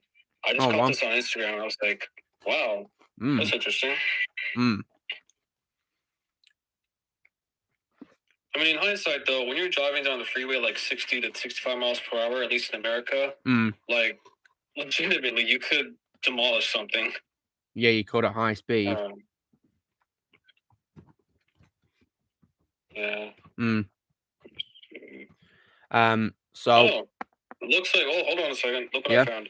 What is it? Someone actually recreated the Up House. Oh, wow, that's amazing. Look at that. It's beautiful. Wow. Yeah, that's nice. Yeah, I love that house. Love that. Up is also a masterpiece as well, that movie. My favorite Pixar movie of all time. Yeah. So Don, when it comes to my Halloween ranking, Don, what was your favorite part of my ranking? I think easily as soon as you got to Halloween Resurrection. Oh yeah, that was my favorite part too. Yeah, what did you guys think of that then when you were watching it? Hilarious. Yeah, your Halloween ranking was really nice. I'll give you that. And actually, thank you, Daniel. That's totally really kind related, of you. Yeah, and speaking on that, not only was your video pretty amazing, and I really thought it was awesome. You posted your video, I think, a couple days after Scout Taylor Compton's birthday, if I'm not mistaken. Oh, really? Wow, what a coincidence. Yeah, pretty much. And she may not be a good Laurie Strode. She may be a really bad Laurie Strode, but 4 days ago she celebrated her 34th birthday. Oh wow. Oh, nice. And you posted your Halloween ranking Thursday, so that yeah, means last Thursday I posted it. Yeah. Okay, so she celebrated her birthday Tuesday, and then 2 days later you posted your Halloween ranking. Yeah, that's That's right. nice. Yeah. Do you think if you watch more movies with Danielle Harris, you can post a birthday community tab for her in the future? In the future, if I watch more of her, yeah. Yeah, there's quite only horror films I've seen her in were the Halloween remakes, the Halloween 4 and 5, and the Hatchet movies.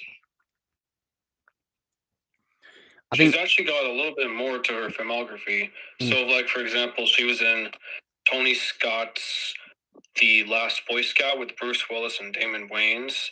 And like you guys said, she was in the Halloween 4, Halloween 5. She was also in the movie Urban Legend with Jared Leto, Alicia Witt, Rebecca Gayheart, Michael Rosenbaum, and it's also got Robert Englund in it. Wow, Freddy Krueger himself. Yeah, well, I was just listing the ones I've seen. Yeah. Well done. Hatchet might be another franchise I'll be watching in on Halloween. Nice. Well, it's not very well known by too many people, mostly just horror fans, but they're pretty good films. Well, only the first 3 are kind of worth watching. The 4th one is pretty bad. I mean, Don, didn't you say that the worst one in your opinion is literally called Victor Crowley? Yeah. Yeah, cause I saw you rant that. It was pretty good, that rant. Hello, Liv. Nice to see you here. Yeah, no worries, Liv. Happy birthday, and hope you had a great one. And there was another DVD I actually got today. I'll show you on camera. Yeah, please do, Don. Yeah, don't see this. You're next. Oh wow. You know, Godzilla, the guy directed Godzilla vs. Kong, he's actually the director of this film. Oh, wow. Is his name Adam Wingard? Yeah, Adam Wingard, yeah. Wingard. So far, Godzilla vs. Kong's the only film I've really liked from him. I don't think I've seen any other films by him, to be honest, guys, apart from Godzilla vs. Kong. He directed that awful 2016 Blair Witch sequel. Come on, like, it wasn't that bad. It was nowhere close as bad as Blair Witch 2. Yeah, true, but I mean Blair Witch reboot. Well, I've not seen anything for Blair Witch, folks. I have seen the awful Death Note movie from Netflix. He did that, did he? Yeah, he did that one, but Willem Dafoe was the only good part of it. Willem Dafoe's a legend. And he's also directed the horrible wraparound from the first VHS film and the bad eyeball segment from VHS 2. Oh, God. Thankfully, at least he's had, like, Godzilla vs. Kong, and I have heard good things about Your Next, so. Yeah, Your Next is a movie I really want to see. In the future, he's actually lined up to do well, I'm not sure if this is actually, like, in fruition, but there was rumors that he was going to do a face-off thing. You know, Nick Cage and John Travolta movie, there was rumors, like, I don't know, back 2019 that he was supposed to do something, but I haven't heard anything about it since.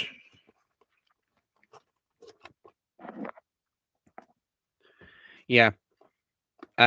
Daniel, you know when it comes to films that got panned on release, did you by any chance see Sean Connery's last ever film he did in 2012? DC's The League of Extraordinary Gentlemen? No, it's animated, his last movie, Sir Billy. Did you see Sir Billy, Daniel? No. It's probably best for you don't, because it was very bad. Thanks for the words of advice. I now know to avoid it. Yeah, I think it's best for you to, because the animation is horrific, in my opinion. There's no way I'm ever watching that movie before. Yeah, it's probably best for you don't, guys. I mean, Daniel, didn't you say that the Rock is what you would say is Sean Connery's last good movie, in your opinion? Well, I would say it's the last great Sean Connery. When I say good, I usually definitively mean good, but I would say The Rock is his last great movie. If you want to know what I consider his last good movie, it would have to be this one right here. I know it's Entrapment. Yes, Entrapment. Yeah, nice one. What's that? So yeah, I think another film I've seen by him that I do also love is also The Untouchables, guys. Have you guys ever seen The Untouchables? I love that one. Yeah, he won. In case you guys wondering, he won the Oscar for that movie. The Oscar for Best Supporting Actor, Sean Connery won for that movie. Well deserved. It's about Kevin Costner taking down Robert De Niro, who plays Al Capone. That's all you need to know. Yeah, and that's also my favorite role of Kevin Costner as well, guys. You know, Luke, yeah. I'm actually surprised. Have you seen Highlander? Sorry, what? Highlander? Yeah, have you seen it? Yes, I have.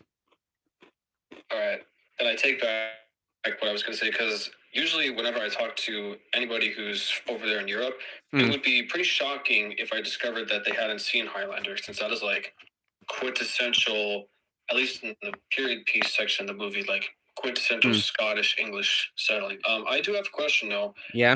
Has anyone here seen this movie did with Lawrence Fishburne? What? Just Cause.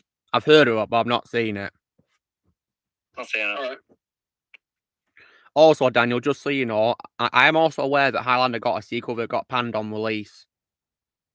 Yeah, because it was just copy and paste of the first one, so why bother? Have you seen the sequel, Daniel? I saw 30 minutes of the beginning and the last 20 minutes, and it was just shot for shot, beat for beat of the original. Oh wow! When it comes to Highlander, I haven't seen any of them. I'd recommend just the original. The original one's great. You know, I'm curious to know, has anyone here seen the two movies that he did with John McTiernan from Predator and Die Hard? What movies are they, Daniel? Well, the first one is The Hunt for Red October. I'm going to watch that one day. And the second one he did with John McTiernan is Medicine Man. Not seen that either. Yeah, I haven't seen any of them. Gotcha. You know, one that I've been really, legitimately really been wanting to watch, I just haven't been able to find it, is this sci-fi one he did where he's wearing this super tight red spandex. Do you guys know how to pronounce it? Because I don't know how to pronounce it. Is that Zardoz or something like that? Zardoz. Zardoz. I've never heard of that. Zardox. No, sorry. Zardoz. Zardoz. Never seen it. Zardoz. It's really hard to pronounce. Yeah. So Don, when it comes to League of Extraordinary Gentlemen, did you see that movie, Don? What film? League of Extraordinary Gentlemen in 2003. Nope. I'd recommend, that you don't, because I didn't like it. Yeah, the movie itself was terrible, but Sean Connery's the best part. He's probably the only thing I was actually interested in the film. Everything else, no, I wasn't interested at all. I thought it was boring, didn't make sense at times, and CGI was terrible. Oh yeah, especially that massive creature at the end. Like, goodness me. Oh god, what was that? An abomination. Yeah, I guess we call it that. And what's worse, guys, is that movie also literally, made Sean want to retire. You know that? It was that film that made him want to retire from acting because he had a bad production on a movie. Him and the director didn't get along at all.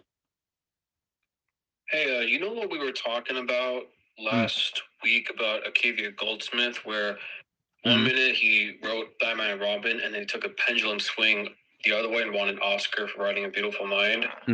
It would seem like it's the opposite for Stephen Norrington, because 1998 he does the original Wesley Snipes Blade, and 5 years later takes the opposite and does League of Extraordinary Gentlemen as director. And how do you know this? See that? He's a credited director for both of them. Yeah, Stephen Norrington did this movie, unfortunately, didn't he? Sadly. Yeah. Which is a massive shame. Yeah. And also as well, guys, in my opinion, the worst character in the film was probably Dr. Harker, in my opinion, played by Petra Wilson. In my opinion, she was the worst part of the movie. Yeah, she sounds so bland and lifeless. She really was. She was just so very annoying to sit through.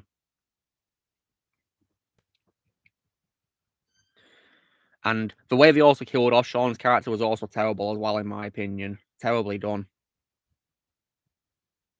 How dare you do that to Sean Connery? Yeah, he's a legend.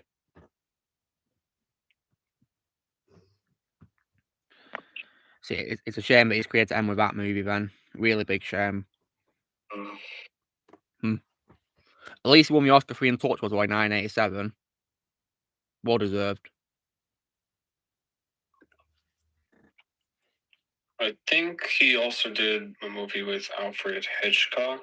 So I think the way it worked is in 1 year, I can't remember what year it was, but 1 year somewhere in the 60s, 1960s, he did a Bond movie and then an Alfred Hitchcock movie. Marnie, yes. Marnie. It was Marnie. Yeah. Released in the same year as Goldfinger, my favourite Bond movie of all time. Yeah, I cannot wait to finally watch James Bond soon. You'll love Goldfinger, especially that's my favourite Bond movie of all time. And also well, guys, another one of Sean Connery's, last films he did before League of Extraordinary Gentlemen, which I think is underrated, is also Dragonheart. Have you guys ever seen Dragonheart? No. Yeah. That's actually my favourite also of Sean Connery, because you've also a dragon called Draco in the movie. Yeah, and then wasn't that? No, it couldn't have been. It wasn't Kevin Costner. It was Dennis Quaid. Yes, he played a character in the movie.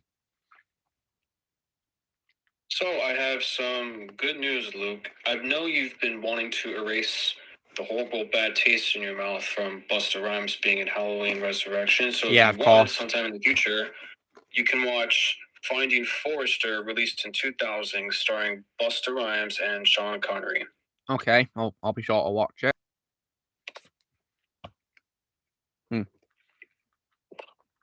And in this film, Dragonheart, guys, you've also got Professor Lupin himself in the film, David Thewlis. He's in it. And also the late people of it may rest in peace. Spawn Glenn. Oh, nice, Mirror's Edge Catalyst. Nice. It's a good game. It's not as good as the first one, though. And also, guys, you know, when it comes to the production of Dragonheart, I think I read some of it. Apparently, the effects are done by Industrial Light and Magic, I believe. Yeah, they did the effects for it. Oh, wow. Yeah, Industrial Light and Magic is easily my favorite visual effects company of all time. Oh, yeah. Same, man. Yeah. Yeah. Not just because of Star Wars, guys, but because of lots of other films they did the effects for. I mean, if you look up their page on Wikipedia, you'll see lots of Spielberg films on there they've done, and lots of Marvel films as well, guys, Lots of them. So many movies. They also did Transformers. Yeah, they did Transformers, indeed. Mission Impossible, I can see here as well. Unfortunately, guys, they did the effects for that Aladdin remake, sadly. The live action one. Since we're on the topic of Wesley Snipes from the Blade and League of Extraordinary Gentlemen connection, I just recently discovered Sean Connery and Wesley Snipes starring in a movie that I saw once, but I don't remember anything about it. You're gonna rewatch it, Daniel? Yeah, probably not. Maybe during the summertime when I'm not as busy as I am. I mean, if you guys will watch it before me, that's totally fine. And you could tell me all about it so I could remember it from what I remember. Yeah, of course. And I see as well we did the effects for Willow too. Not surprised because that was written by George Lucas. Yeah. I'm still waiting for you to watch Ransom because you've said that your favorite Ron Howard movie went from The Da Vinci Code to Willow, and now I'm genuinely curious to know if definitively your favorite Ron Howard movie will be Ransom. We'll see. Yeah. But yeah, so far Really Willow definitely is. Love Willow. Yeah. I mean, Shadow, I know you sport very highly Willow. Would you say that's your favorite Ron Howard movie as well? Yes.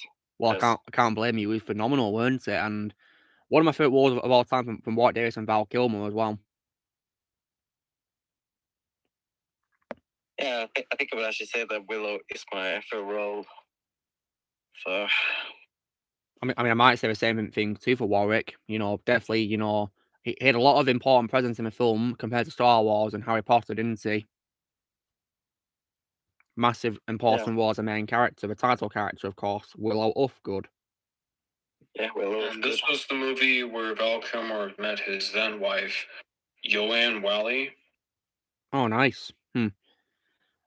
And also as well, I also definitely did love Jean Marsh as the villain, Bav Morda. She was pretty scary, in my opinion. Oh man, she was a great villain. Yeah, she was. Hope she's doing well nowadays because she's 88, guys. So I hope she's doing well. Well, she did appear again in that awful sequel series. Well, I read so much of it. Apparently, she appears via stock footage and only did like new voice work, I believe, for a show, just voice work. Because yeah, you're correct. Because the thing is, Shadow, is in 2011 she had a stroke. Shadow, that's probably why, because she had a stroke in 2011. Mm-hmm. So that might unfortunately limit her capabilities for acting due to a stroke, really. And also because she's in her late 80s, that probably makes sense, I guess. Mm-hmm. And the same thing also applies to Val Kilmer's character in the show because he only appears for archive footage, and I believe they got Val's son to voice him in new dialogue as well, I believe. His name's Jack Kilmer. Mm-hmm. Yeah. Yeah. And you know what, guys? Based on the fact the show had bad reviews, I'm glad Val didn't return for it. Very glad he didn't return. But then again, though, guys, he couldn't return even if he was wanted to be back because he's in recovery. So that makes sense because he's recovering from cancer. I think I don't remember the actors' names or the characters, but you know the very small guys that were even shorter than Warwick Davis. I think the same actors came back, but because I didn't really care enough, I didn't really notice it. But I don't know, who were the names of the very small guys? They're called Nelwynds, you know, Willow's species. Yeah.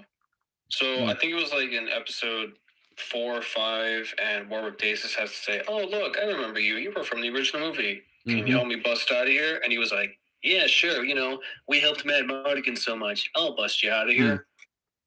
Also, I guess one of the few minor positives is that they brought in Warwick Davis's real life daughter for like a small part, and they look really alike.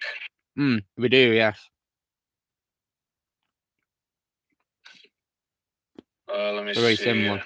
Oh, so this is going to be an interesting first time watch for me. So going back to the Sean Connery thing, something that I never even heard of until now that I'm not sure if you guys are aware of this, but this was a few years before he did Bond. Has anyone heard of this right here? Another Time, Another Place. Never seen it. Never heard of it. Apparently, it's in black and white. That's interesting.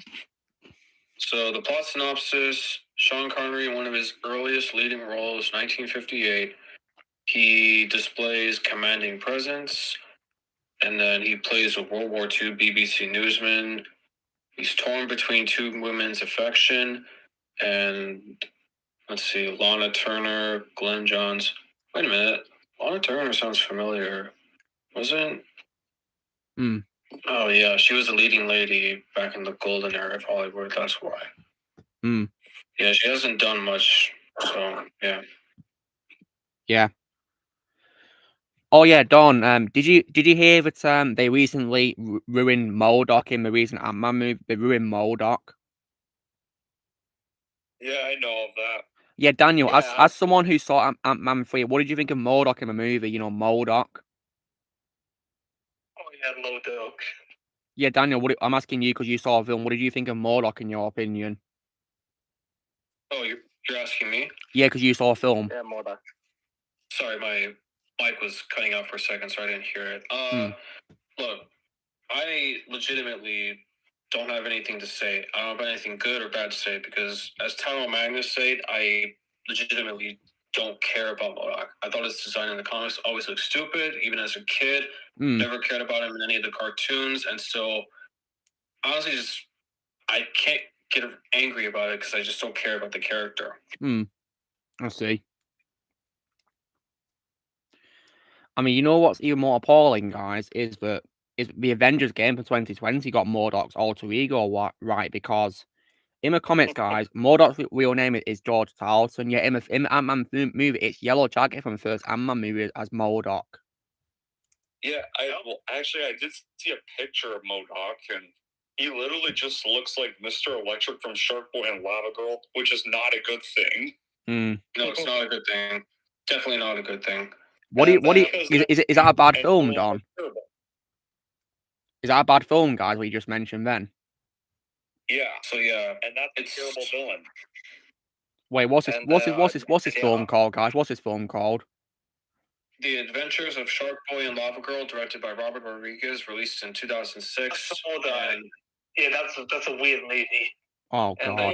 And you know, guys, Ozzy said that MODOK looked like a potato.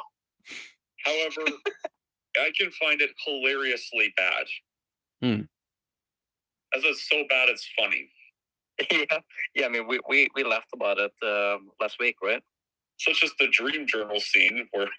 Oh, is he the one with where one of the guys sleeps on a marshmallow? Is it? I think so. Yeah, and then Shark Boy. Oh yeah, then. So guys, would you say that this Shark Boy film is Robert's worst movie, or does he's done a worse movie than Shark Boy?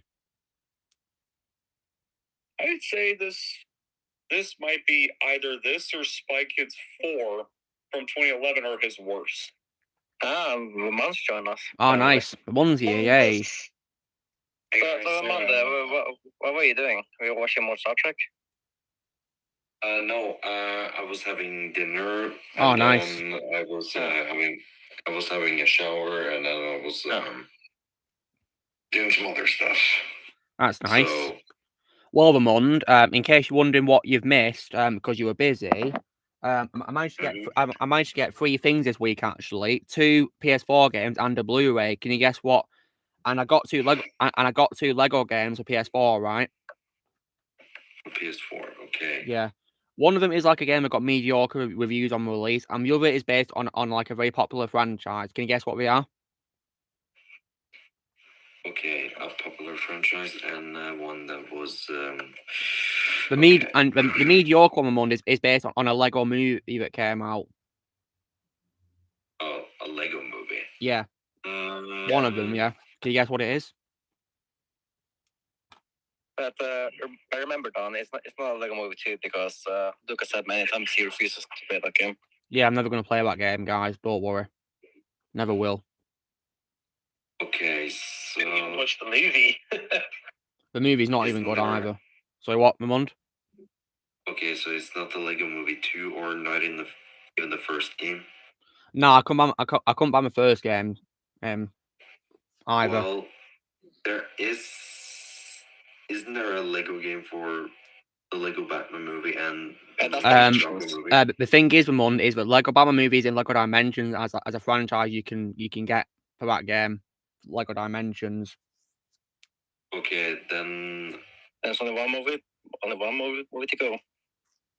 Well, there's only one left. That means the Lego Ninjago movie. It is. Yes. Oh yeah. Yeah, I got it. Nice. I got it for the sake of trophies, just so you know, I'm on, trophies.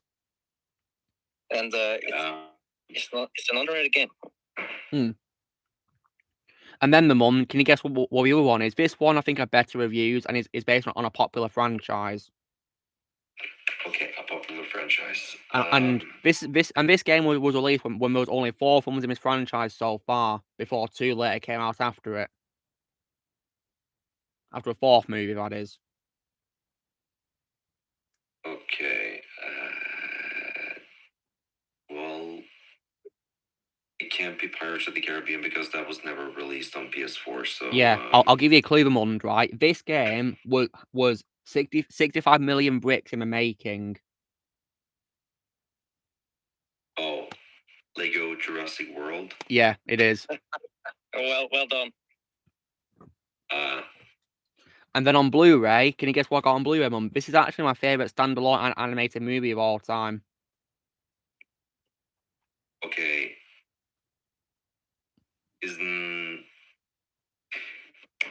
Favorite animated movie of all time. It's also, in my opinion, the most underrated animated film of all time as well.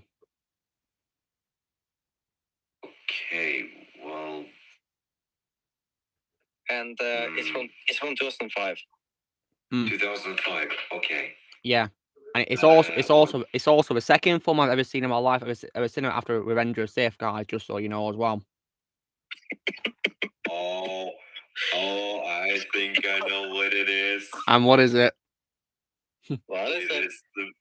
It's the movie that introduced us to Big World robots. It is. It's robots. Yes! All hail Big World. All hail Big World. Big World. All hail Big World. It was Dan with the sweet ghost stuff. Yeah, so if you guys are wondering, Robots is my favorite standalone animated movie of all time. And I hope it never and I hope it won't get a sequel. It better not get a sequel. Speaking of robots, I actually have a bit of a story to tell you guys. So I didn't have my phone with me, so I couldn't record this. But then again, I should have never recorded in the first place because it was a child. But I was at Target once, and there was a I can't remember if it was a DVD or a Blu-ray, but it was robots, and there was this autistic kid. Seemed like a really nice dude. He decided to, because there was the Black Adam Blu-ray, because this happened like a month ago. The Black Adam Blu-ray, and then the robots. I want to say DVD. Can any of you guys guess which one he threw onto the floor and started smashing it? I have no idea, Daniel. Was it robots? No, it was Black Adam. He kept robots in his hand. Wow, I mean, smash Black Adam? Did he not like Black Adam, Daniel? I mean, I didn't know because I didn't ask him, but I just saw him just smack it onto the floor and just start hitting it with his foot until his mom came and stopped him. But and he kept he robots in his hand. And he did that in the store. Yeah. Wow. Oh my God. Oh, wow. I mean, I guess I kind of answered the question that he despised the movie. It would seem so. I mean, we don't really know for sure because I never asked him. So for all I know, he didn't see it. But we can only guess. I mean, I think the fact that he smashed it in the floor angrily tells you exactly that. Yeah. Okay, you have a point. I was just glad that he kept robots in his hand.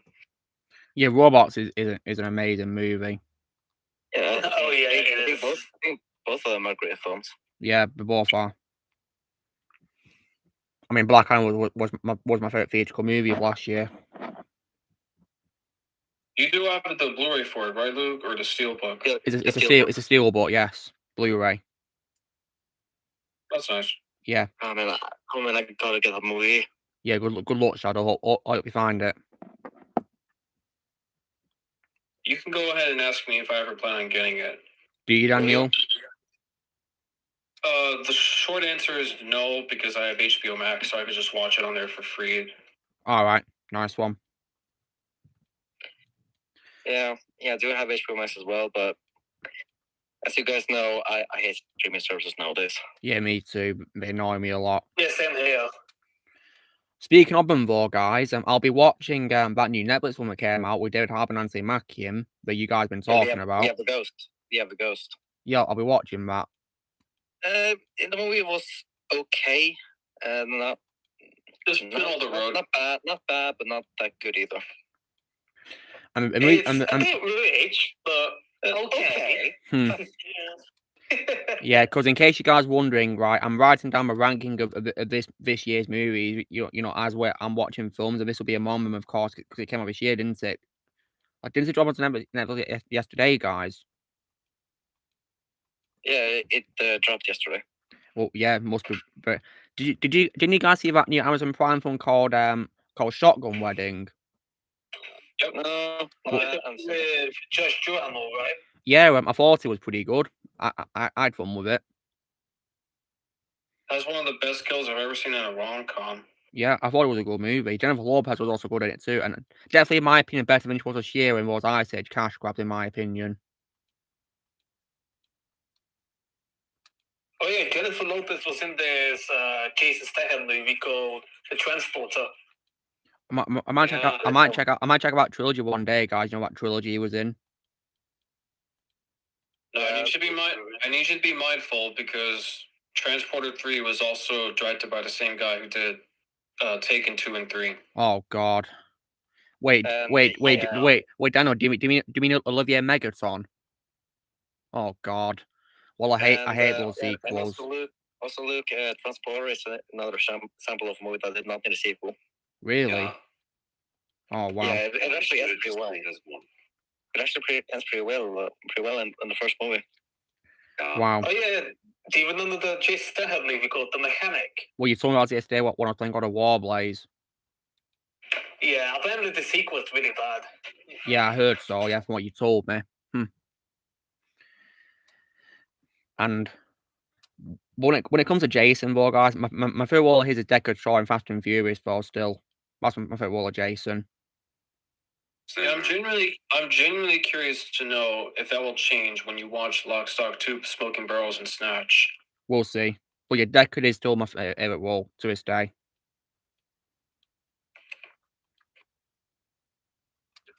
Oh, guys, looks like Susie wants to come and say hello to us. Susie, come here. Susie, come here. Hey, Susie, nice to see you again. She's like, coming towards me down here, guys. Come here. Come here. Come on, don't be shy. It's all right. And I'm guessing Lily is on your bed. I think she is, yeah, having a nice sleep, yeah, not to be disturbed. What's the matter, Susie? Come here. Come on. Don't be shy. She's like stood up here, guys, looking at me and meowing at me. Susie. I don't know what she wants to do, guys. Yeah, rest in peace, Robin Williams. Yeah, Fender was my favorite character on Robots. And it was so funny. Yeah, hilarious. Susie. I don't know what she wants to do, guys. I really don't. I guess we could just wait and see. Here, I'll be right back. I'm gonna go get my dog. I know it's Daniel. Right, I might have to go over to her, guys, and pick her up. Susie. Oh, it's all right. It's okay. Oh, There she is.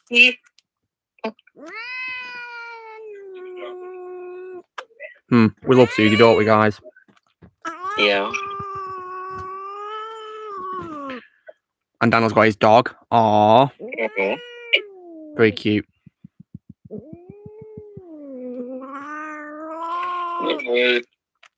Oh yeah, my dog actually here. Well, let me go show you.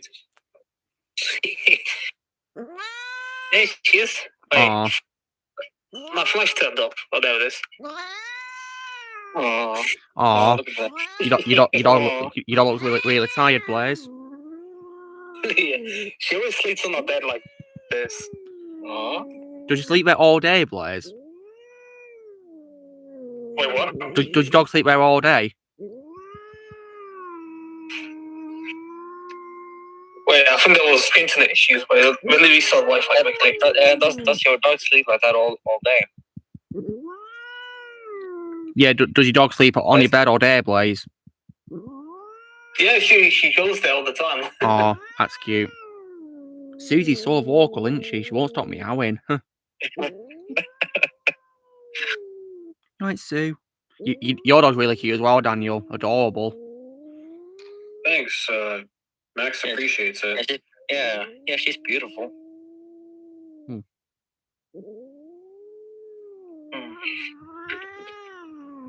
Susie, what's the matter? She sat on my lap, guys. You know, I'm not even holding her, and she's meowing at me. Susie, what's the matter? Look, you wanted attention, so I picked you up to put you on my lap. What more do you want? Now I'm stroking her. She's adorable. Yeah, I gotta actually go now, guys, but... Oh, well, it was nice to have you here, Don, and I hope you have a nice day, and I'll be looking forward to your next reviews. Yeah. Later, Don, I'll check out your recent review, which will definitely be really fun to watch. I can't wait for your cocaine bear rant. Yeah, it's out now, guys. So yeah, thanks for watching. So we don't have to, Don. You're a hero. Yeah, Don, you're an absolute legend. Yeah, you're a legend. Thank you. Don, I've actually seen that review rant, and yeah, thank you for giving out a rant of that, because, well, it's absolutely a movie that I should probably stay away from. Yeah, I think you should definitely stay away from it, guys. Just watch Don's review instead. And I will be watching Ryan Kindle's review for it too. Yeah, me too. And also, by the way, screw Elizabeth Banks. Yeah, screw her. Screw that a-hole. You know, it's because of her. It's because of her, guys, that I no longer like her as Wildstar, and that's why I tolerate her more as Betty Brant in Spider-Man over Wildstar, actually, guys. Because in my Spider-Man film, she's barely in them, thankfully. Especially Spider-Man 2, of course. She's hardly in Spider-Man 2, thankfully. Which is a good thing, isn't it? Yeah. Well, thanks for being here, Don, and hope you have an amazing rest of your day. Thanks for being here. Yeah. Take care, Don. Yeah. Take care, Don. Hope you. Yeah, he's gone. So, guys, when it comes to what I've shown you this week, what's been your favorite thing that I showed? I think I would say Robots and Jurassic World. Nice. Oh yeah, Robots. What? That's cool. When it comes to the figures that I showed earlier, guys, what would you say is your favorite figure that I showed?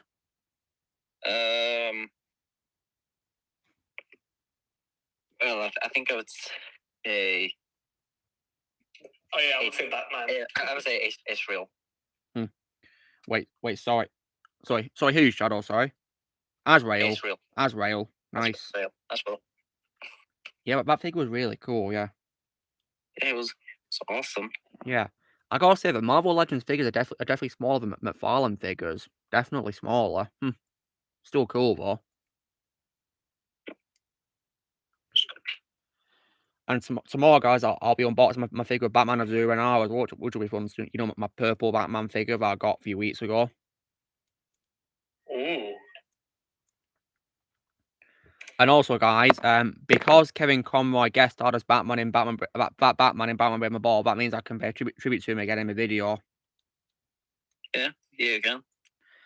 And just so just so you know, guys, you know this action figure series I'm doing of unboxing figures, it's going to be lasting until next year. You know that. Oh wow. Yeah. Wow. So Daniel, you were saying? Yeah, I just got. It kind of wish Don was here since he was just talking about him trashing Cocaine Bear. I just got a text from a friend of mine who unfortunately decided to go see it. And I won't. But he's saying that it feels like a Phil Lord and Christopher Miller movie, except with Elizabeth Banks' name slapped on it as the director credited. Oh wow. That's really saying something, isn't it? Yeah.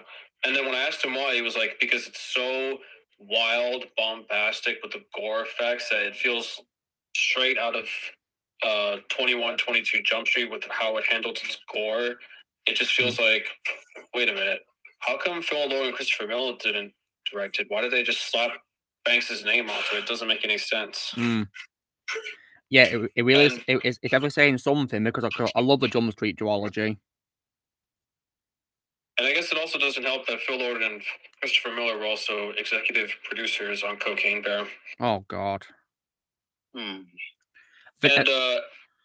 he also sent me a video that, you know how this movie's been, quote unquote titled, this is based on true events. I'm pretty sure the Cocaine Bear stuff is not, but he showed me footage from the theater he was in of news reports, actual news reports that you can look up online about how there was this guy who threw out a bunch of cocaine from the airplane that he was in and how it just sprinkled all across the North Carolina, South Carolina area. So I guess that part of the story is 100% true, given that you could just look it up and find out it's actually real. It's just that who wants to see a movie about a bear taking cocaine? And it's bad enough that's already happening to sharks recently. Yeah. Really bad. So, have any of you guys ever seen the Jump Street films? Yeah. Oh yeah, I did. Yeah, I'd recommend them, guys. But I personally prefer 22 Jump Street.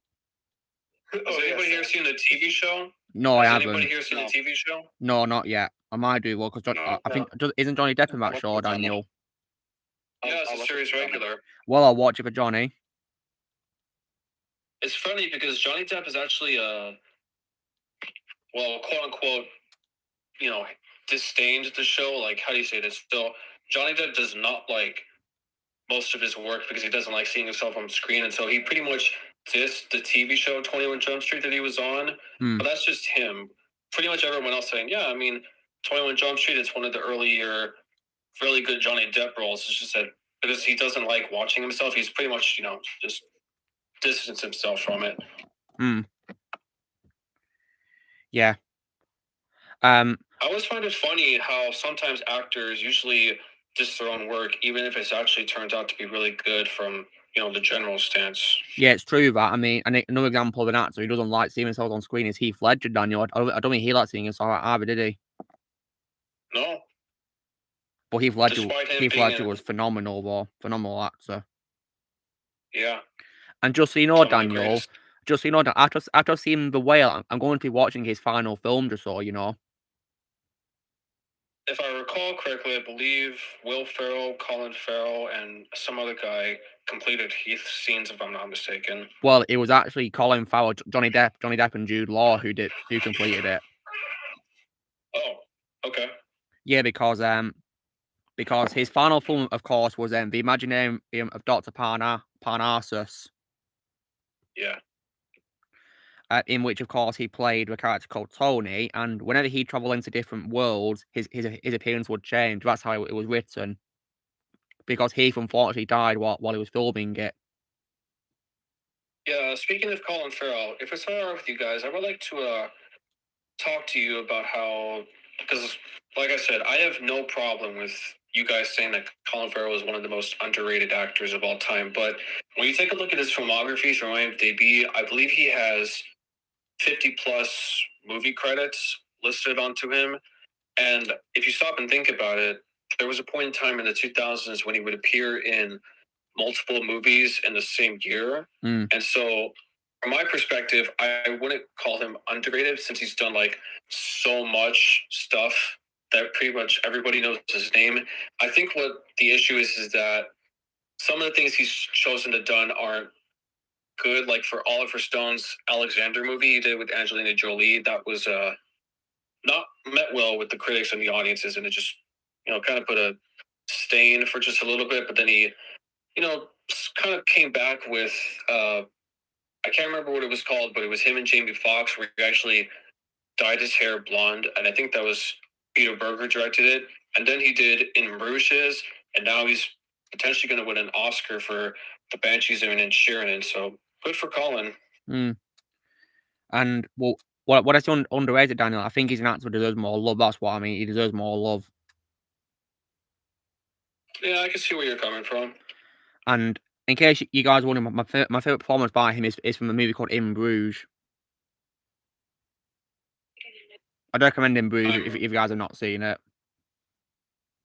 I can't wait to hear what you think about him and the Banshees of Inisherin, because, like, holy cow, does it handle some of its comedy really well. It's all going on Colin's style. I like to build some. Also, as well, guys, I'm also, when it comes to Johnny Depp, I'm definitely very, very excited for his upcoming film called La Favorite, because he's going to be playing King Louis XV in it, and he's also going to be speaking French in it for the first time ever in a movie. Oh, wow. It's going to drop on Netflix as well, guys. It's going to be released at a Cannes Festival in May this year, but then it's going to be on Netflix 15 months after. And I'm definitely going to be watching. I'm definitely going to watch it for Johnny. Yeah, definitely for him. Oh yeah, you know, speaking of like directors, Daniel, did you by any chance watch my Casino Royale trash talk I did a couple of weeks ago? No, but I imagine it must have been pretty entertaining. Yeah, because the thing is that I ranted about how Woody Allen was wasted in a movie, and I said that the film inspired him to be a director and make better films, and I said why Midnight in Paris is a masterpiece in comparison to a movie. Pretty much. Because it is a masterpiece, Midnight in Paris. Yeah, I mean, even Ron Howard, he used to be an actor for a little bit before he transitioned into directing. Yeah. Let me see. Is there any other Woody Allen things? Well, I mean, he's definitely directed some things, but yeah, it doesn't look like it. I'll have to give more of his movies a watch one day. Yeah, besides Midnight in Paris. Me too.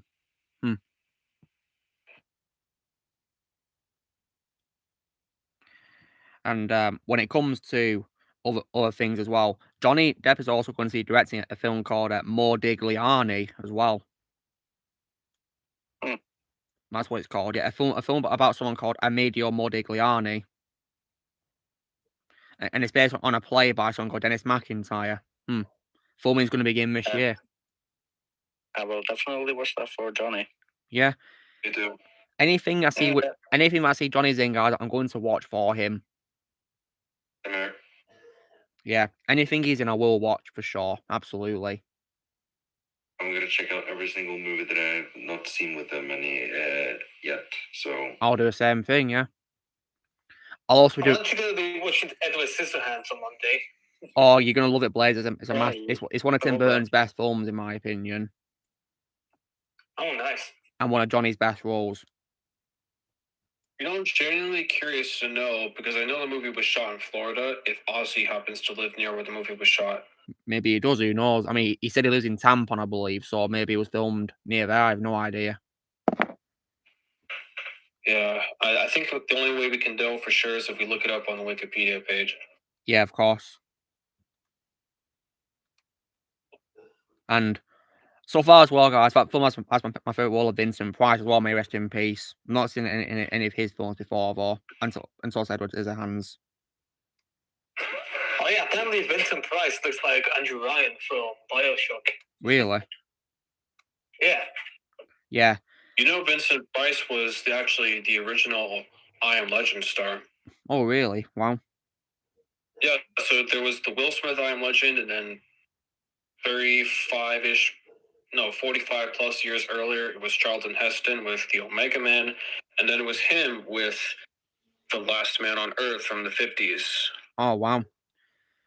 You know, speaking of Charlton Heston, Daniel, I definitely loved his guest appearance in Friends. That's nice. Yeah. Well, and Luke, you'll definitely love him in Planet of the Apes. Well, I've already seen the original film Shadow a long time ago. I thought it was great in that. Yeah, and also, yeah. Also, as well, guys, when it comes to Friends, I'm actually quite close to finishing it because I'm like up to series 9 now. It's been a really fun journey. It's one of the funniest shows I've ever seen in my life, ever. Never gets old at all. Friends. You know, speaking of Charlton Heston and Vincent Price, they actually were in a movie together. Oh wow, nice! What a coincidence. No, I'm pretty sure everybody can watch it, even if you're an atheist. So you shouldn't have any problem watching the 10 Commandments. Well, I'll watch any film that Vincent Price will be in. Yeah. 3 hours and 52 minutes. Wow. That's long. I mean, Daniel, I've even seen Passion of the Christ too by Mel Gibson. I've seen that too. Yeah, talk about like just brutality. Well, that's Mel Gibson for you. Yeah, you've seen Apocalypto too, right? Yeah, I've seen nearly all his films apart from that Man with No Face. I've not seen that film yet. All right, gotcha. Oh yeah, Daniel. Speaking of Mel Gibson, right? That film he was in called On the Line was a massive letdown, weren't it? On the Line from this year. Yeah. Like, what the hell was? Like, guys, do you want to know why that movie's a letdown for me and Daniel? Why? Right. Yeah. Basically, guys, Mel Gibson plays a character who's like a radio host. Mm-hmm. And it's like a hostage style situation where like he's on the phone to someone who's like holding his family hostage apparently. And what's stupid is, guys, is that but there's like a new worker in Mel Gibson's character's radio station working with him. Yeah. And the whole thing is a prank on the new worker. The whole thing is a prank. What the hell? Yeah. The whole thing, the whole hostage situation, it was all a prank, and it makes no sense at all. That just derailed the movie. I also think doing a prank like that is disgusting. Yeah.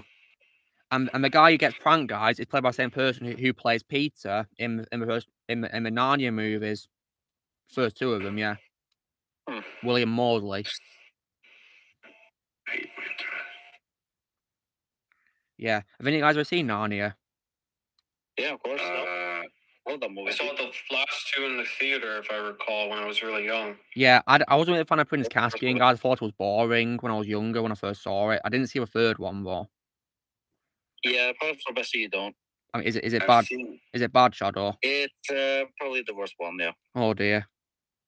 I mean, it's the weakest in the trilogy, but then again, it was able to complete its story, and it didn't cash grab anything. If you do see it, you will definitely hate Will Poulter in the movie. Mm-hmm. I think, Shadow, you said once that apparently he's annoying in that movie. It's an annoying. Hey, Ozzy, how you doing? I hope you're doing okay, man. Like Will Poulter in the third movie is an annoying brat in that movie. Oh dear. Like every time he comes on, you just want to yell, "Shut the F up!"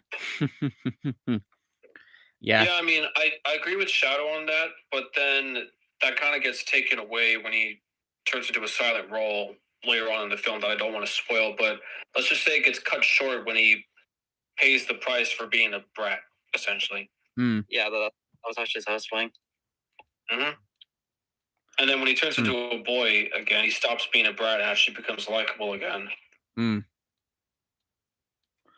Yeah, it's fine, Ozzy. I'll see you after party then. Yeah, if you're busy, that's totally fine. Yeah. I got some pretty cool stuff this week. I give the third movie a 4 out of 10. Oh wow. I would give the first Narnia an 8 out of 10, and then Prince Caspian a 7, and then Voyage of the Dawn Treader maybe 5.5, maybe a 6. I gave Prince Caspian a 5 out of 10. Well, Narnia 9. When it comes to what is it? Will Poulter, guys. My favorite performance by him so far is from Catherine Bigelow's film Detroit from 2017. Even though I was too young to see it at the time, I remember back in 2013 when he was all over the theater when that R-rated crass comedy with Jason Sudeikis and Jennifer Aniston. I was like, wait a minute, this guy from Narnia can also do a convincing American accent, but also appear in this high-budget Warner Brothers produced crass R comedy with Jason Sudeikis and Rachel from Friends. Wow, good for him.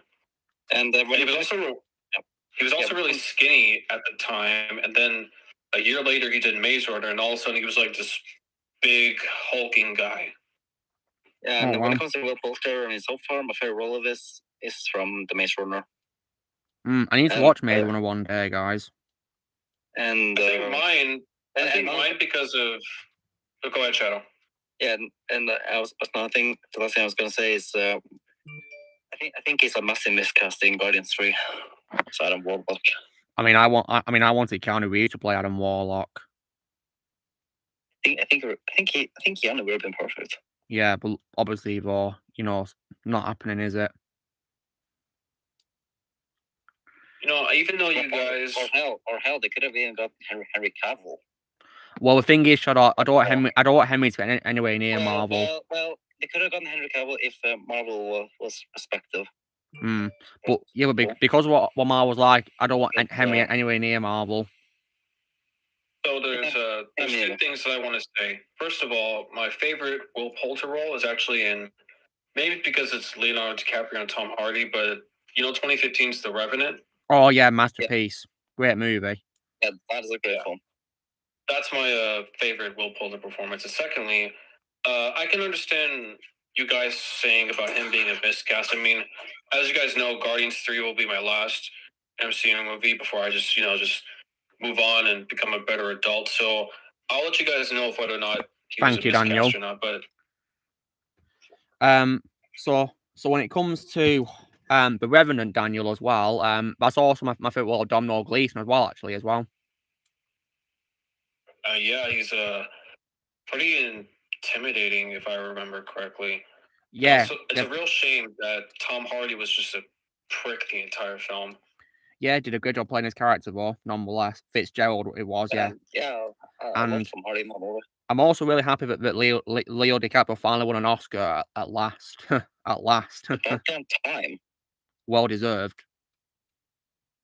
You know what I think? I think it's probably maybe factored also, other than the fact that it took him 6 nominations, is that apparently the Academy loves it when people do accents. So like when Leo DiCaprio was in The Departed, he didn't get an Oscar nomination, but then when he was in Blood Diamond with Djimon Hounsou and Jennifer Connelly, he was doing an African accent, and he won an Oscar for that.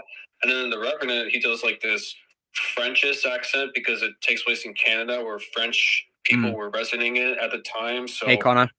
I guess accents rule. Yeah, and I believe at that same ceremony in 2008 when he got the Oscar for Best Actor, I think that's also the same ceremony where Enrico Morricone won the Oscar for Best Musical Score as well for Hateful Eight. Yeah, I think you're right. Thank you, Connor. It's very kind of you. I'm glad you enjoyed Jurassic Park review. So Daniel, you know how you say your favorite composer is John Williams, isn't he? Yeah. Who do you say your second favorite composers of all time? As a kid, I would have said James Horner, but I don't know. Something about his death just kind of scared me a little bit, to the point where I was like, this guy's no longer with us. I can't put him as my second favorite composer of all time. What do I do? And then I heard Hans Zimmer, and I was like, okay, this guy's easily number 2 now. Nice. I'm glad that Ennio Morricone won the Oscar for Hateful Eight, but definitely well deserved at last, because I mean, I believe he was the oldest person to win the Oscar, for musical score, I believe, at the time. He was 87. Yeah. And also, I believe his name is Roger Deakins.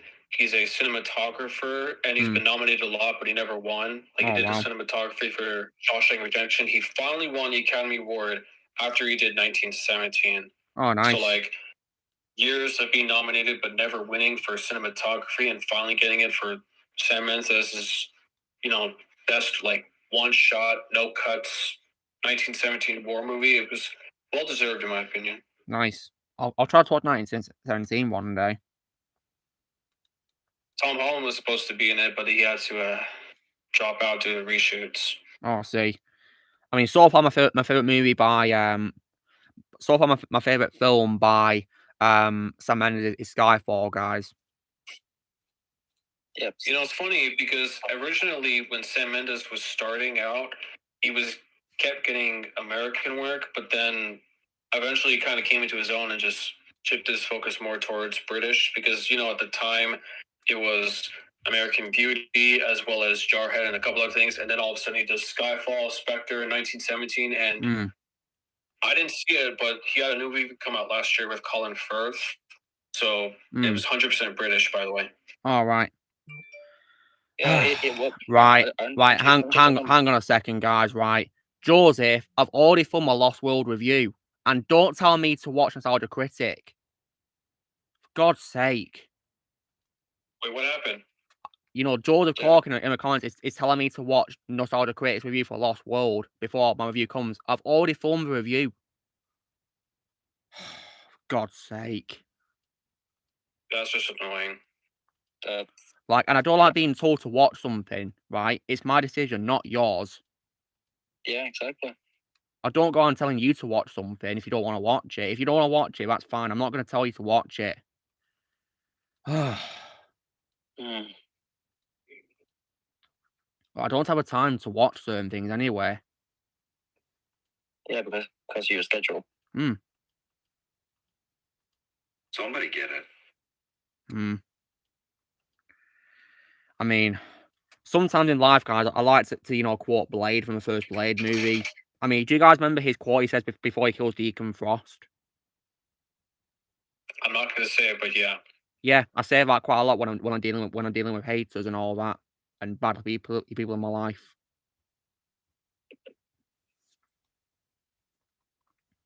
Holy crap! A huge chunk of range support onto my roof. Oh wow! Is it raining where you live, Daniel? Yeah, and it just came down really hard. So all right, I'm glad I'm inside. Here for me, it's just been freezing. Yeah, same here. It was so cold outside, literally. Yeah, it's not been raining. It's just been freezing and cloudy. It was snowing. Oh wow, it's snowing! Wow, hope you're staying safe, Blaze. Yeah. That hasn't snowed in a while now. And in case you guys wondering, that quote Blade says it is my favorite Blade quote of all time as well. It's so badass. Yeah. And it definitely cements Blade as being my favorite role of all time of Wesley Snipes, and he's the only Blade I'll ever accept, guys. Only him for me is Blade. Only him. Blade in Resident Evil. Yeah, a very bad rip-off of him. Yeah. Yeah. So they literally had a knockoff a Blade, and to rub salt in my wound, guys. That Blade, that Blade rip off in the show. That's the actual Wesker, the original Wesker, who's apparently Blade. That's not a clone. That's the actual Wesker. What the hell? Which makes it funnier. So apparently Albert Wesker's the Daywalker now. Yeah, make up your mind, Redders. Yeah. I mean that show's not Resident Evil at all. It's not Resident Evil. I'll simply say that it's not Resident Evil. Wait, you guys are talking about the Netflix one? Yeah. Daniel, you know when you saw that show, Daniel, and you saw the actual Albert Wesker appearing, did you get Blade vibes when you saw him? From what I remember, yeah, you actually have a point. I mean, I love the actor. Yeah, me too. Lance Reddick. Yeah, Lance Reddick. I mean, I love him, and I enjoy when he appears and stuff, but, like, I'm pretty sure he only took it for the pay cut because I think so, yeah. Also from COVID, and so anytime you can get a job for hire, just take it because I'm pretty sure it's a lot of money. So I'm pretty sure he took it for the money. But then again, you go back to what's that thing he used to do? I need to look it up. I know it was something that. Yeah, he's been in lots of things, Lance Reddick, lots of them. There is actually an Amazon Prime show he's in, guys, which I might watch him in, called Bosch. So he was in John Wick. Yeah, he was. First two. He's in all three of them so far. He's going to be in the fourth one too, Daniel. He's in all three of them so far. That's really awesome to know. It's my favorite role of his too. Here's the one. He was also in the show Fringe. I know you guys probably don't see it, but Fringe is one of it came out at the same time as Breaking Bad, so Breaking Bad kind of overshadowed it, but he was one of the best shows of the late 2000s, and there he is, right there. Is that show got Leonard Nimoy in it, Daniel? Leonard Nimoy? Yeah, it's Dr. William Bell. Yeah, I'll be sure to watch for him too, yeah. It's on Freevee, HBO Max, and Amazon. Oh, nice. Yeah, you should, Connor. Breaking Bad's phenomenal. One of the best shows of all time. You'll love it. Heisenberg. And I'll be watching that right after Better Call Saul. You're gonna love it. It's a masterpiece. One of the best shows of all time. I mean, look, season 1 is gonna be a rewatch. So you've already seen it, have you? Nice. Yeah, I only saw season 1. Nice. Oh, anyway, guys, so by 3 hours into a stream, so yeah, it's been really fun, hasn't it? So, this stream's been really great, hasn't it? Yeah. Thank you for tuning in, guys, as always, and yeah, so I'll be going live next week, of course, so hope you all have a great day, and I'll see you all next week, so yeah. You know the drill, guys, be sure to give the video a like, also be sure to leave in the comments what you guys thought tonight's stream if you saw it, and please go subscribe to these special guests who appeared in the links in the description below, go show them some love and support. Also, be sure to join Team Prime by pressing subscribe in the future. If you'd like to be a member, you can put on your piece or your description. And we will see you all later. All right, see you guys. Take care. Bye-bye. Take care now.